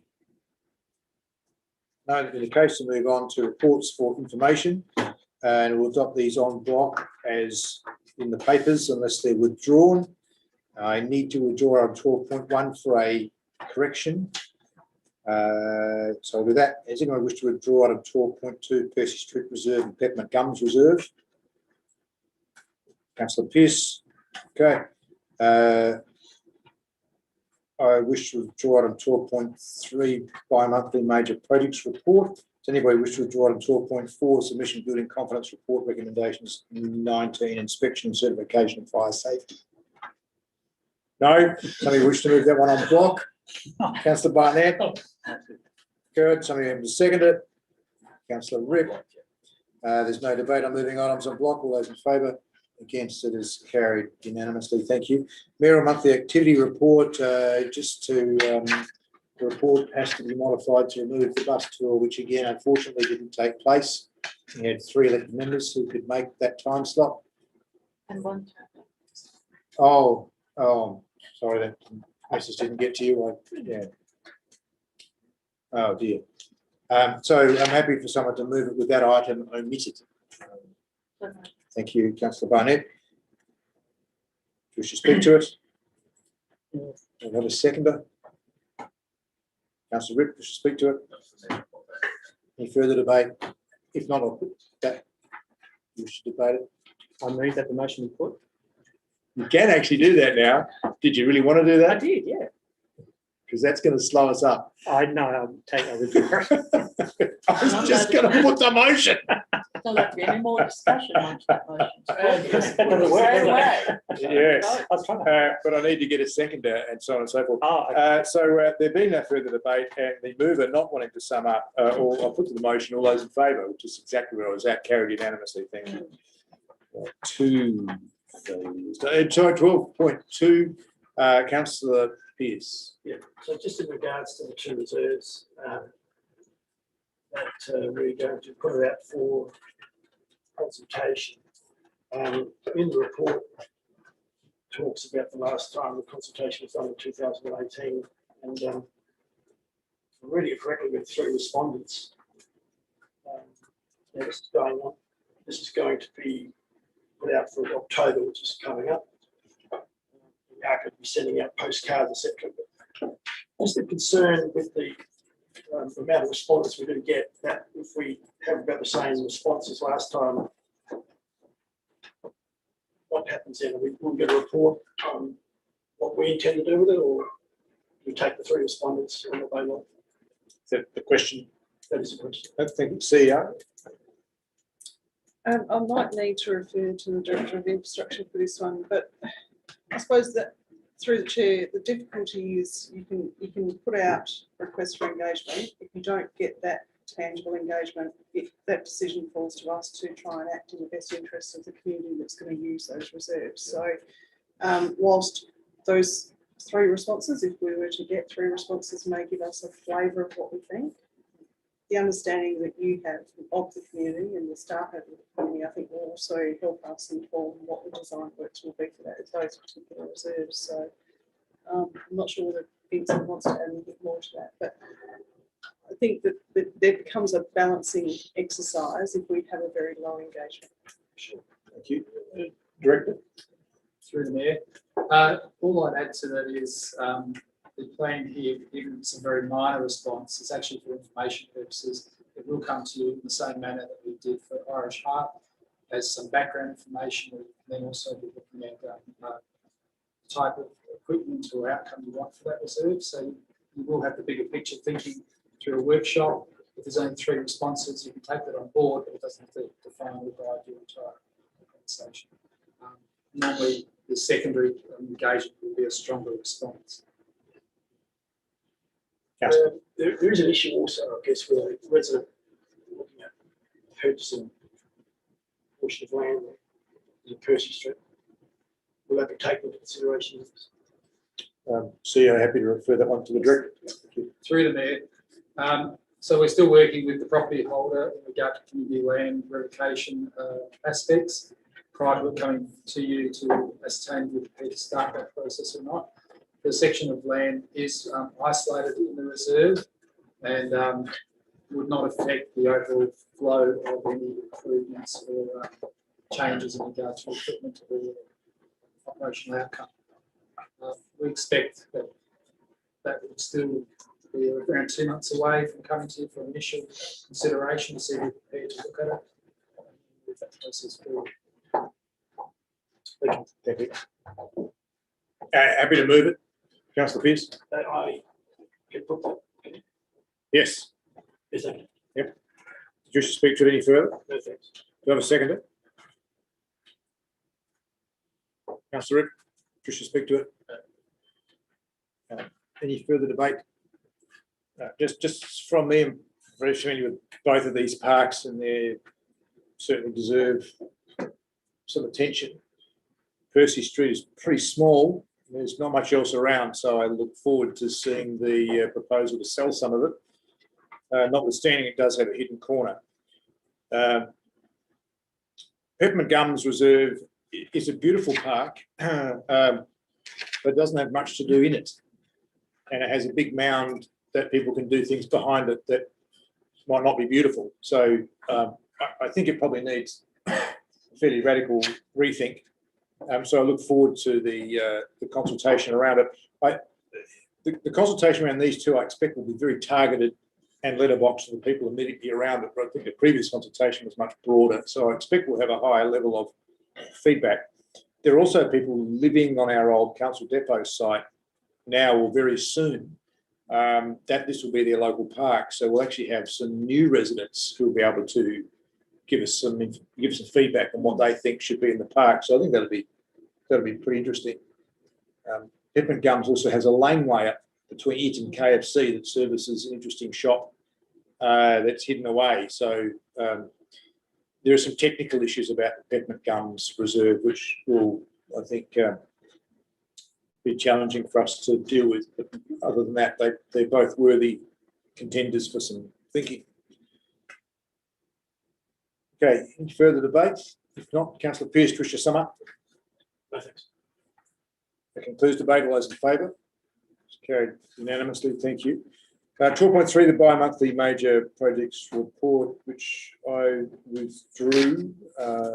Only for questions, so I might lead off with those questions to get some answers before I ask for a mover. And particularly around Livingston Avenue, the delay is noted, but there's no solution proposed in order to make up time or to get it moving. I understand some things have been done about that, but could we have some insight into where it's at and can we recover the lost time? So we have gone out to recruitment a couple of times for these roles to try and underpin these project deliverables that we need to achieve. Those recruitments haven't necessarily been very successful. So as a result of that, we've looked at alternate options. We've got someone in situ commenced today. And on top of that, we're also engaging with an external consultancy business to try and reinforce some capability and capacity within the project asset infrastructure team to be able to get these projects to be delivered. In terms of can we recover the time lost, I might refer to Vincent on that. But certainly from a resource perspective, we have had delays due to not being able to get team members in through the normal course of recruitment, and we've employed a different couple of tactics to be able to deal with the capacity issues that we've had. Thank you. Director? Through the Mayor. This will impact our deliverable time to a point. This is the one project we originally thought we had a good chance of delivering material this financial year. I would suspect there will be some slippage there into early next financial year for finalisation of construction. Although it's a lot of money involved, the complexity of the project is one that we can get underway relatively quickly. But we do think the construction period will extend probably over that 6-month period, probably going into August, September next year. Thank you. Next question I had was on the Broadview Community Hub project status. There's 2 issues there that I can see. First question is, where are we at with discussions with the club or staff around a governance or management framework, given that we've asked that question many times over the last few months, and the club has told us they have a management framework already for discussion. They told us that on the night they had us around there for thank you drinks, which was, I think, 3 months ago. Can you give us some idea of where that discussion around a governance or management framework is at? Yeah, through units there. So from our perspective, I have directly engaged with the president of the club and had some conversation about what we're preparing and the like. At this point in time, I've also made them aware that as part of our mobilisation for this project, we would be looking to develop a community reference group. The club has developed their own reference group, which they've used to build up their own little governance model. I've made it very clear that we'd be looking to ensure that it's expanded and challenged in that broader collection of people. We haven't taken much action in regard to that yet. We do now have a project manager in regard to this project on board as of today. So that is some of the early tasks that we'll be actioning, with the principal coming back to council with some further information in regard to what that might look like. Then, as discussed, possibly with a memo in October and formal council report in November, trying to outline and strengthen those aspects. Okay, I look forward to that. With any questions I had, yes, and be grateful if someone could move it in its current form to get it on the table. Are we asking other questions or? Sorry, I'm happy to continue with questions if there are any before I ask for a mover. If you Yeah, might as well. Given I started that. In your lead, Chair. Mm. I've got one specific question and then a broader, I'll just ask a question. The report with regards to the Hunt Street seems to suggest that, unless I'm missing something, we're only 2 days behind schedule. Is that correct? Because previous communications I've been across seem to suggest that we're much more than 2 days behind schedule. So yeah, happy to refer that to the director. Unless I'm reading it wrong. Through you, Mr. Mayor. What we're referring to is, since our last update, we've lost a further 2 days due to conditions discovered under the assured base in regard to material that we originally planned to leave in place and re-engineer. In removing asphalt, we've discovered that's not possible. There are soft spots. We're unable to achieve the action standards, and we've had to excavate out up to a metre in those areas to allow reinstatement of appropriate material to allow us to complete bitumen works. So since the last update, we've lost those further 2 days. I believe that puts us a bit over about 5 weeks behind what our initial schedule was. Further questions? Uh, Can debate in debate. Yes, I have a further question. How many, over the lifetime of the disruption, so from the start of the project to now, how many times have residents of the street been formally communicated with regarding status delays? You know, any good news stories like you found gold or oil or something under the street, which, you know, we can mine. And So yeah, happy to refer that to the director. Through this there. I'll have to get that detail to you in, as a separate mail out, just to ensure we give you correct numbers. I believe we've done 4 direct newsletters, and there's been numerous contact points from the contractor as well as they affect individual properties. But we'll confirm that through to all cases. thanks. Thank you. Any further questions? No, thank you. Any further questions from any other elected member? If not, somebody happy to move it as it's presented. Councillor Pearce, wish to speak to it? No, thanks. Got a seconder? Councillor Barnett, wish to speak to it? Only with regard to comment about Broadview Hub Management model framework, and I think we had a very good example with AMP. So maybe not on the same scale, but there's a good model there. Perhaps be looking at. Would you? The community that were involved were highly praiseworthy of that particular model. In terms of the community reference group? Yes. Yes. Mm. Yes. Anything further, councillor? No. Because I withdrew it, I'll just get just debate from the chair. I think that's an excellent suggestion. The model we used was the existing user groups for the Thomas Street Centre. In this instance, the existing user groups are the football club and partially the cricket club. But we would need to forecast out the types of users to include them. I think an excellent candidate would be Josie Myers, who's been an active Broadview person around that area, who works in the Member for Adelaide's office, but she's only part-time there. She's pretty committed to the Broadview area, Neighbourhood Watch. I think she'd be a great addition to that team. And there might be other community-minded people in the precinct. It probably wouldn't hurt to have someone from one of the tennis clubs who might use the function centre, perhaps Broadview, and make them feel included, that they could use the building in future for their own presentations. And maybe the bowling club, because they're a nearby neighbour, might be useful to have them involved. Cricket club should be, because the cricket nets are part of the overall stage we're talking about. But some community users would be good. So we might need to apply our thinking caps elected members about recommending people or types of groups for that CRG. Thank you, Councillor Barnett, for that initiative.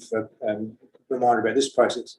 I'd like to draw members' attention to page 417 on the Broadview Community Hub, where the staff are saying it's planned to undertake the project as a design and construct tender, which should be out to market in the next 3 months. I'm extremely concerned around that statement in this report for 2 reasons. One is to go out to market within 3 months means we've got a brief. We haven't got a brief because we haven't discussed a governance plan. I take the director's assurance that he's had some discussions, but I have been quite critical of the lack of engagement with the club and a detailed management plan at this point. And I believe that governance plan should be coming to council for us to endorse as part of the brief for this project, given that if the model isn't right, somebody has to stump up to change the locks or the access or divide the kitchen or add to the kitchen or put another sink in if we've got the kitchen locked off, and that'll be our cost because we want to make it successful for the community. So I can't stress enough the issue around this governance model to make this thing a success. And the CEO, and I have said this a lot, other elected members have said it a lot, the club have offered a lot. I just want to express my extreme disappointment that that discussion on the governance model has not got us to a stage here at the end of September where we're able to have a look at that and agree to it, including suggested higher rates and utilisation rates. For instance, what nights the football club don't need it and therefore it's available for community use, or any analysis of what types of uses might be appropriate or not appropriate, hours of use, all those aspects, entertainment, noise, access to kitchen and bars, who controls the locks, who controls the bookings. There are so many aspects of this which need to be nailed down before we write a brief. There is no way in fit we can have this out to market in the next 3 months.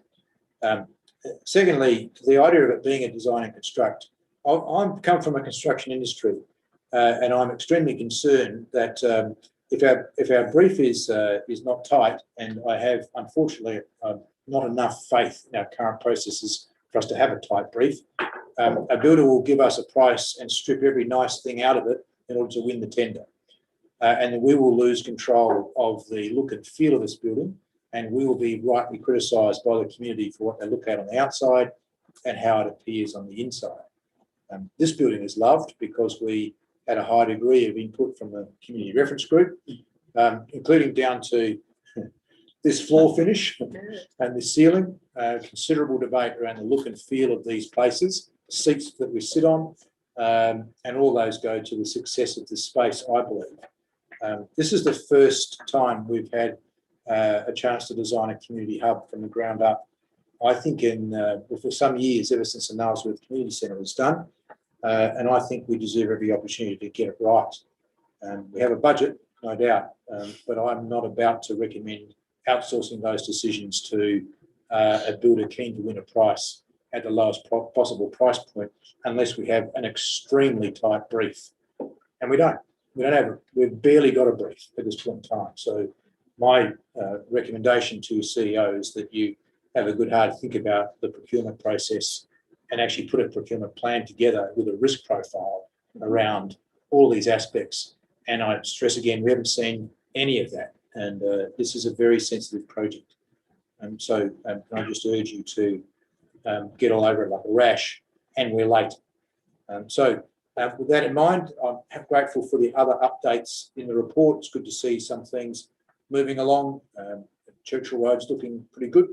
The drainage project, I think I'm particularly interested in seeing where that gets to. I'm happy to see there's been a resource appointed. It's a technically challenging project, that one. So I'm really looking forward to seeing the impacts of where that drain might go, for want of a better term, because that is a huge project. So these reports are very important, and I'm always happy to read them and read that we've made good progress in areas, and also look forward to the delays in Devonport Terrace being overcome and that project moving ahead more quickly. It's certainly been very, very slow. Other than that, I commend the report to the elected members. So any further debate? Councillor Rip. Yeah, can I just check on page 417 to ask the question of the staff? Regards to Broadview Community Hub, is it actually practical that we can still have this out to market in the next 3 months And does that give us scope to actually, for the elected body to actually have impact in terms of the governance framework? Because if not, I suspect we're probably going to need to amend this and actually sit with a different time. It does frustrate me, it's delayed, but if it's not practical, well then there's no point having a report of 3 months if it's not going to be done. Two questions in there, CEO. Firstly, is that achievable? Secondly, does this motion matter? We're noting that receiving and noting the report. Does that matter if that is not achievable? The first question first. Through the chair, I think that we appreciate and acknowledge it is a very important project for our community. I think that the approach to project management is a topic that we've had much discussion about, and I know that there is great interest in the elected body to make sure that we design a project management methodology that is robust and efficient. We're not there yet. So I think that in the absence of having that framework in place, and I've certainly spoken to the incoming CEO who's got some tools available to him which he's going to bring to this organisation. So we wait for those things to provide some good benefit to this organisation. In the absence of that, I agree that this particular type of project needs to have quite a well thought out procurement plan, a risk plan, a governance plan. The idea was to bring those things to you in November and to give you an update prior to that report in November via a memo in October, so that you have some further visibility about how we're dealing with getting this project out to market. Dependent on the outcomes of that procurement plan as to whether we continue down the track of having a design and construct or some other perhaps more beneficial procurement process to make sure that there are appropriate oversight milestones by the elected body. Now, whether they are whole points in a design and construct process or whether they are a different procurement approach, I think that's yet to be discovered given the feedback that we've received today and tonight through this report. So I think that I don't necessarily think we're wedded to a design and construct. Vincent may have a different view on that, but I think that given the feedback that we've received today, given the fact that this is such an important project for our community, we need to properly plan that this is going to be achieving a successful project at the end that everyone can have ownership over. Do I think that doing those processes is going to somewhat delay the procurement process? Not necessarily, because I think that those processes will add benefit to the specification and the design brief that we ultimately put out as part of the procurement process. So I think that they're value adds. I don't see them as delaying tactics. I'm not sure whether that answers your question. Second question was, if it wasn't achievable, and you're indicating that it still might be achievable, would we need to amend the motion to acknowledge that? It's a more technical question. So through the chair, look, I think that it's good to have some accountabilities in any resolution of council. So certainly having a resolution further enhanced by having the particular fact that we're going to bring a report back to you in November and an update provided to members in October, I think that that would be a benefit to this resolution. And I think that and outlining in the resolution that at the November report, a procurement plan, a governance methodology, and potentially a workshop informing before that report to form up the design principles that the community reference group and the elected members see as mandatory requirements. I think that they are good enhancements to this particular resolution. Councillor, does that answer your questions? Yes. Thank you. Anything further? Well, in terms of, do you need me to formally move that, or would it be, I guess, if you're happy to just enact that, then it won't need me to do that. But if you would rather that I do set that, I'm happy to move that, or just take it on notice that that will be done.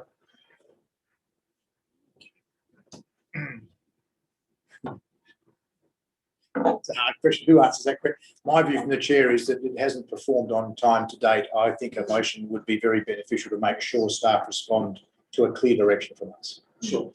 Well, and that, I'd like to move an amendment then to point 2, that we, and I'm happy to work with the CEO and make sure you're comfortable with it. So it's in October, and if you do need it, it's obviously we're still happy with that, but in October, that comes back, the procurement plan, I think you mentioned, comes back to us for a workshop in October to look at the governance framework, proposed procurement plan before it's presented to us in November, because I think it thoroughly needs thrashing out in October, because I'm very disappointed, to be honest, with the delays today.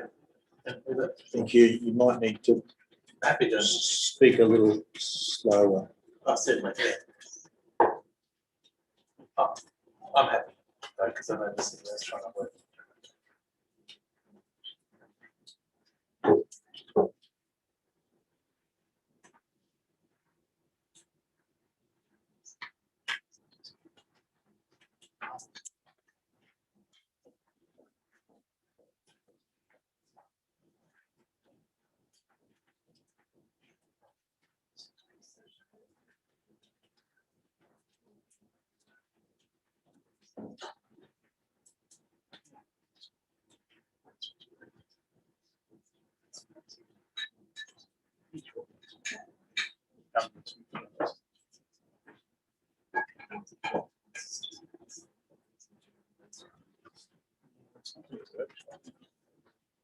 I think there'll be 2 parts to this. Is my Yeah, that's what I'm thinking. So much. Just wait till the CEO interprets your thoughts and suggests your words, Councillor Ripp.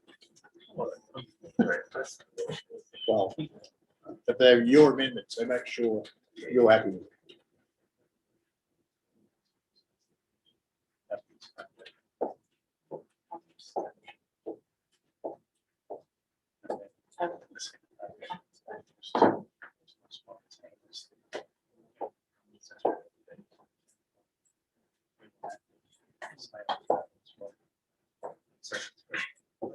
So, Councillor Ripp, was that what you were thinking?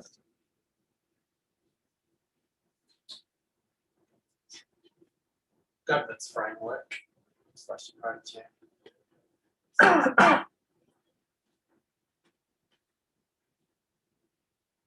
Would it be possible to have in early October, so then that way if you're bringing back a report, obviously late October, then you've got the time to.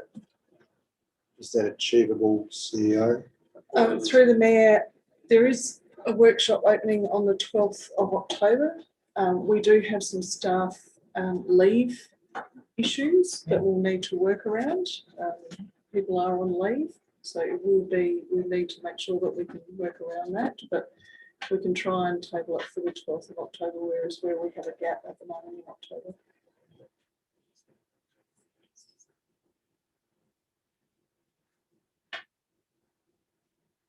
Actually just make to the summer framework approach, maybe just governance model. Rather than framework and approach? Yeah, governance model. Take those 2 words out, please. Insert the word model. Operational governance model, yeah, that's true. That's Operational kind of governance.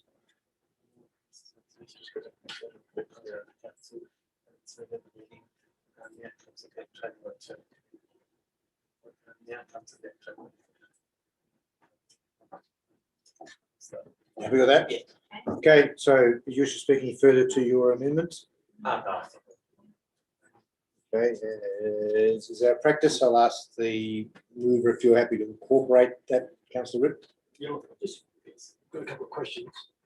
Clarify a few things. Couple of questions on this particular item. Well, just in relation to the whole project, is David Cook still, has he been employed to continue this design? What? I'll take the question, CEO. I can refer to the Director. director. David Cook from City Collective still engaged? No, so that was only to get us to grant application purposes. Right. So in this, here we've got a concept design that mentions we're going to, that's going to be a starting point. So is this the concept design that went for the grant that came from David Cook, I believe? Yes. Yeah. Okay. Can I just draw your attention to the amendment only? Yes, I know, yes. As mover, you're I just happy wanna- to, You know, I'm happy to incorporate that. okay, thank you. That's all I need at the moment. Yeah. Councillor Barnett is seconder. Do we just need to separate the two sentences? So there's It's two one, items. part 2 and part 3, just to make it clear. There's certainly a part 2. CEO, does it need to be a part 2 and a part 3? Through you, Mayor, I think if we can drop down the report is a part 3 to the resolution. Thank you, councillor Barnett. On that basis, you happy to say yes to incorporate? Yes. Yes, and now seek leave of the meeting. All those in favour of incorporating the change? All those against incorporating the change? It's thus incorporated. Thank you. Sorry, councillor Pearce, did you have, I'll come to you in a second. Councillor Rip, have you finished? You don't have much left of your time. Councillor Pearce, did you have another question? Well, just broadly, in relation to the time frame for completion, is it tied around the grant? The grant would be awarded. Yes. Is there a time frame for this to be completed? CEO, Director. Through the mayor, at this point in time, the grant originally envisaged construction commencing January, February 22, with completion by end of 2023. We've taken the approach that we're more than likely going to start construction around June next year, and we still hope to be completed in late 23. Thank you. Any further speakers? I recognise Deputy Mayor's hand up a long time ago. Now, without wanting to be annoying, can I propose an amendment to the amendment? Is that okay to do that? It's now the motion, so yes, you can. Okay, so I'd like to, part 1 is fine, part 3 is fine. I feel that part 2 should be teased apart because I think our role as elected members to discuss is to look at the operational governance model, and we also talked about the community reference group, which isn't mentioned there. Whereas I think that the procurement methodology needs to come to us all the time. I don't know what value we would add to discussing the procurement methodology. And then I also don't quite get the risk assessment associated with Broadview Community Hub project. I don't know whether that's our work to do to contribute to that. So could I suggest that part 2 read that, so part 2 reads, the workshop is held in October for the purposes of discussing the operational governance model and construct of a community reference group. And then part 3 then becomes a report presenting the proposed procurement model and appropriate risk assessment is tabled at the November workshop. So that would be for the team to prepare that. And then part 3, I guess, might be not required any further if it's appropriately covered in the new 2 parts of the motion there. Sorry, just need to get your thoughts together there and guide the minutes secretary. So workshop will be held in October for the purpose of discussing the community reference group construct or composition. Yeah, so operational governance model and the composition of the community reference group. And the report is presented to council at its November meeting regarding the outcomes of the workshop.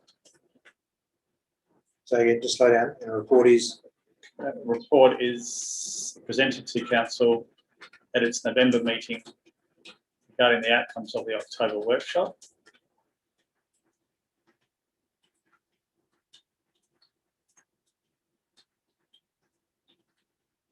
And then part 3 becomes, so get rid of procurement methodology there.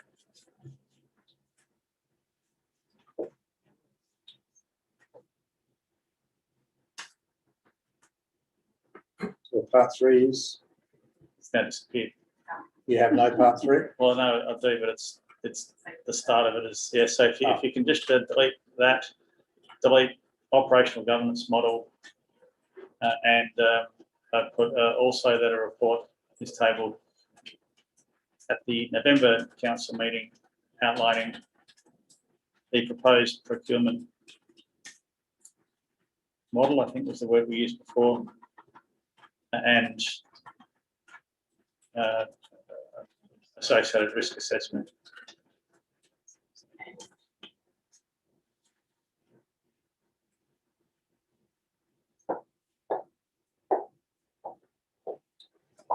First question, CO workable? Through the net, yes.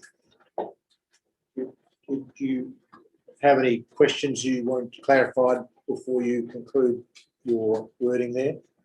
No. We should speak to your amendment. Briefly, so thank you to Councillor Ritt for tabling the original amendment. I just thought it was worthwhile separating out the amendment into two parts. I see that we can add a lot of value in relation to part 2, and part 3, I think all day, every day belongs with the team charged with delivering the project on our behalf. So that's the reason why I separated them out. Thank you. I'll now ask the mover and second whether they're happy to incorporate that change. They don't have to, it will become an amendment. As mover, Councillor Pearce. Yeah, not happy with that. Yes, Councillor Barnett. I'll just add in part 2 and that a report is presented to council. It's 2 separate things.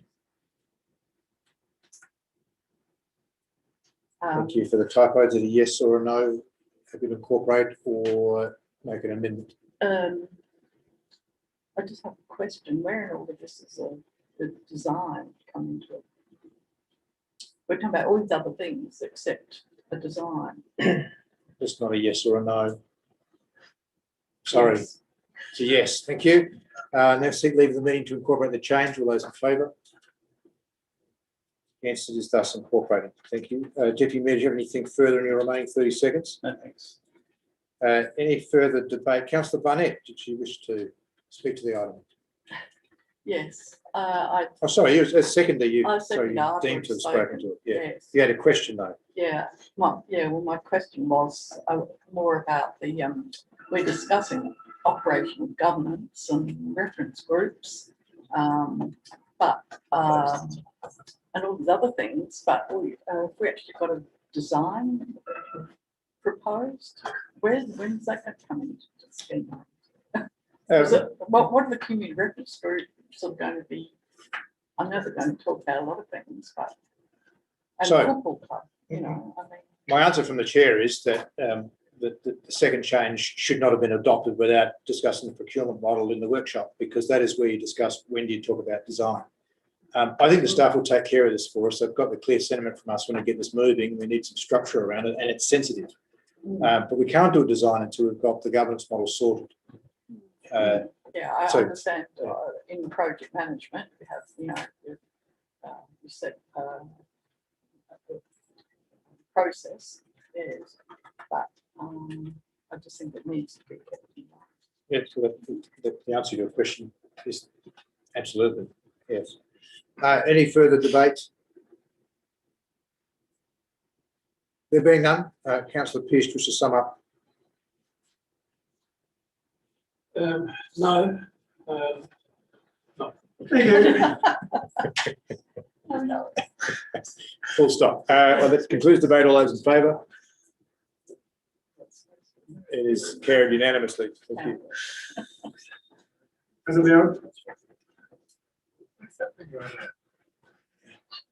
It's the witching hour. Item 12.4 we've dealt with. We're now on to item 13, council member reports and briefings. Are there any? There being none, we'll move on to item 14, motions to notice there are nil. Item 15, questions with notice there are nil. Item 16, confidential items, there are 3, and we need to go into confidence and out for each one. So there is a recommendation there to move to confidence for item 16.1. So be happy to move it in its current form. Councillor Ritt, wish to speak to it. No, Seconded by Councillor Barnett, wish to speak to it. Any further debate? All those in favour? Against, it is carried unanimously. Thank you.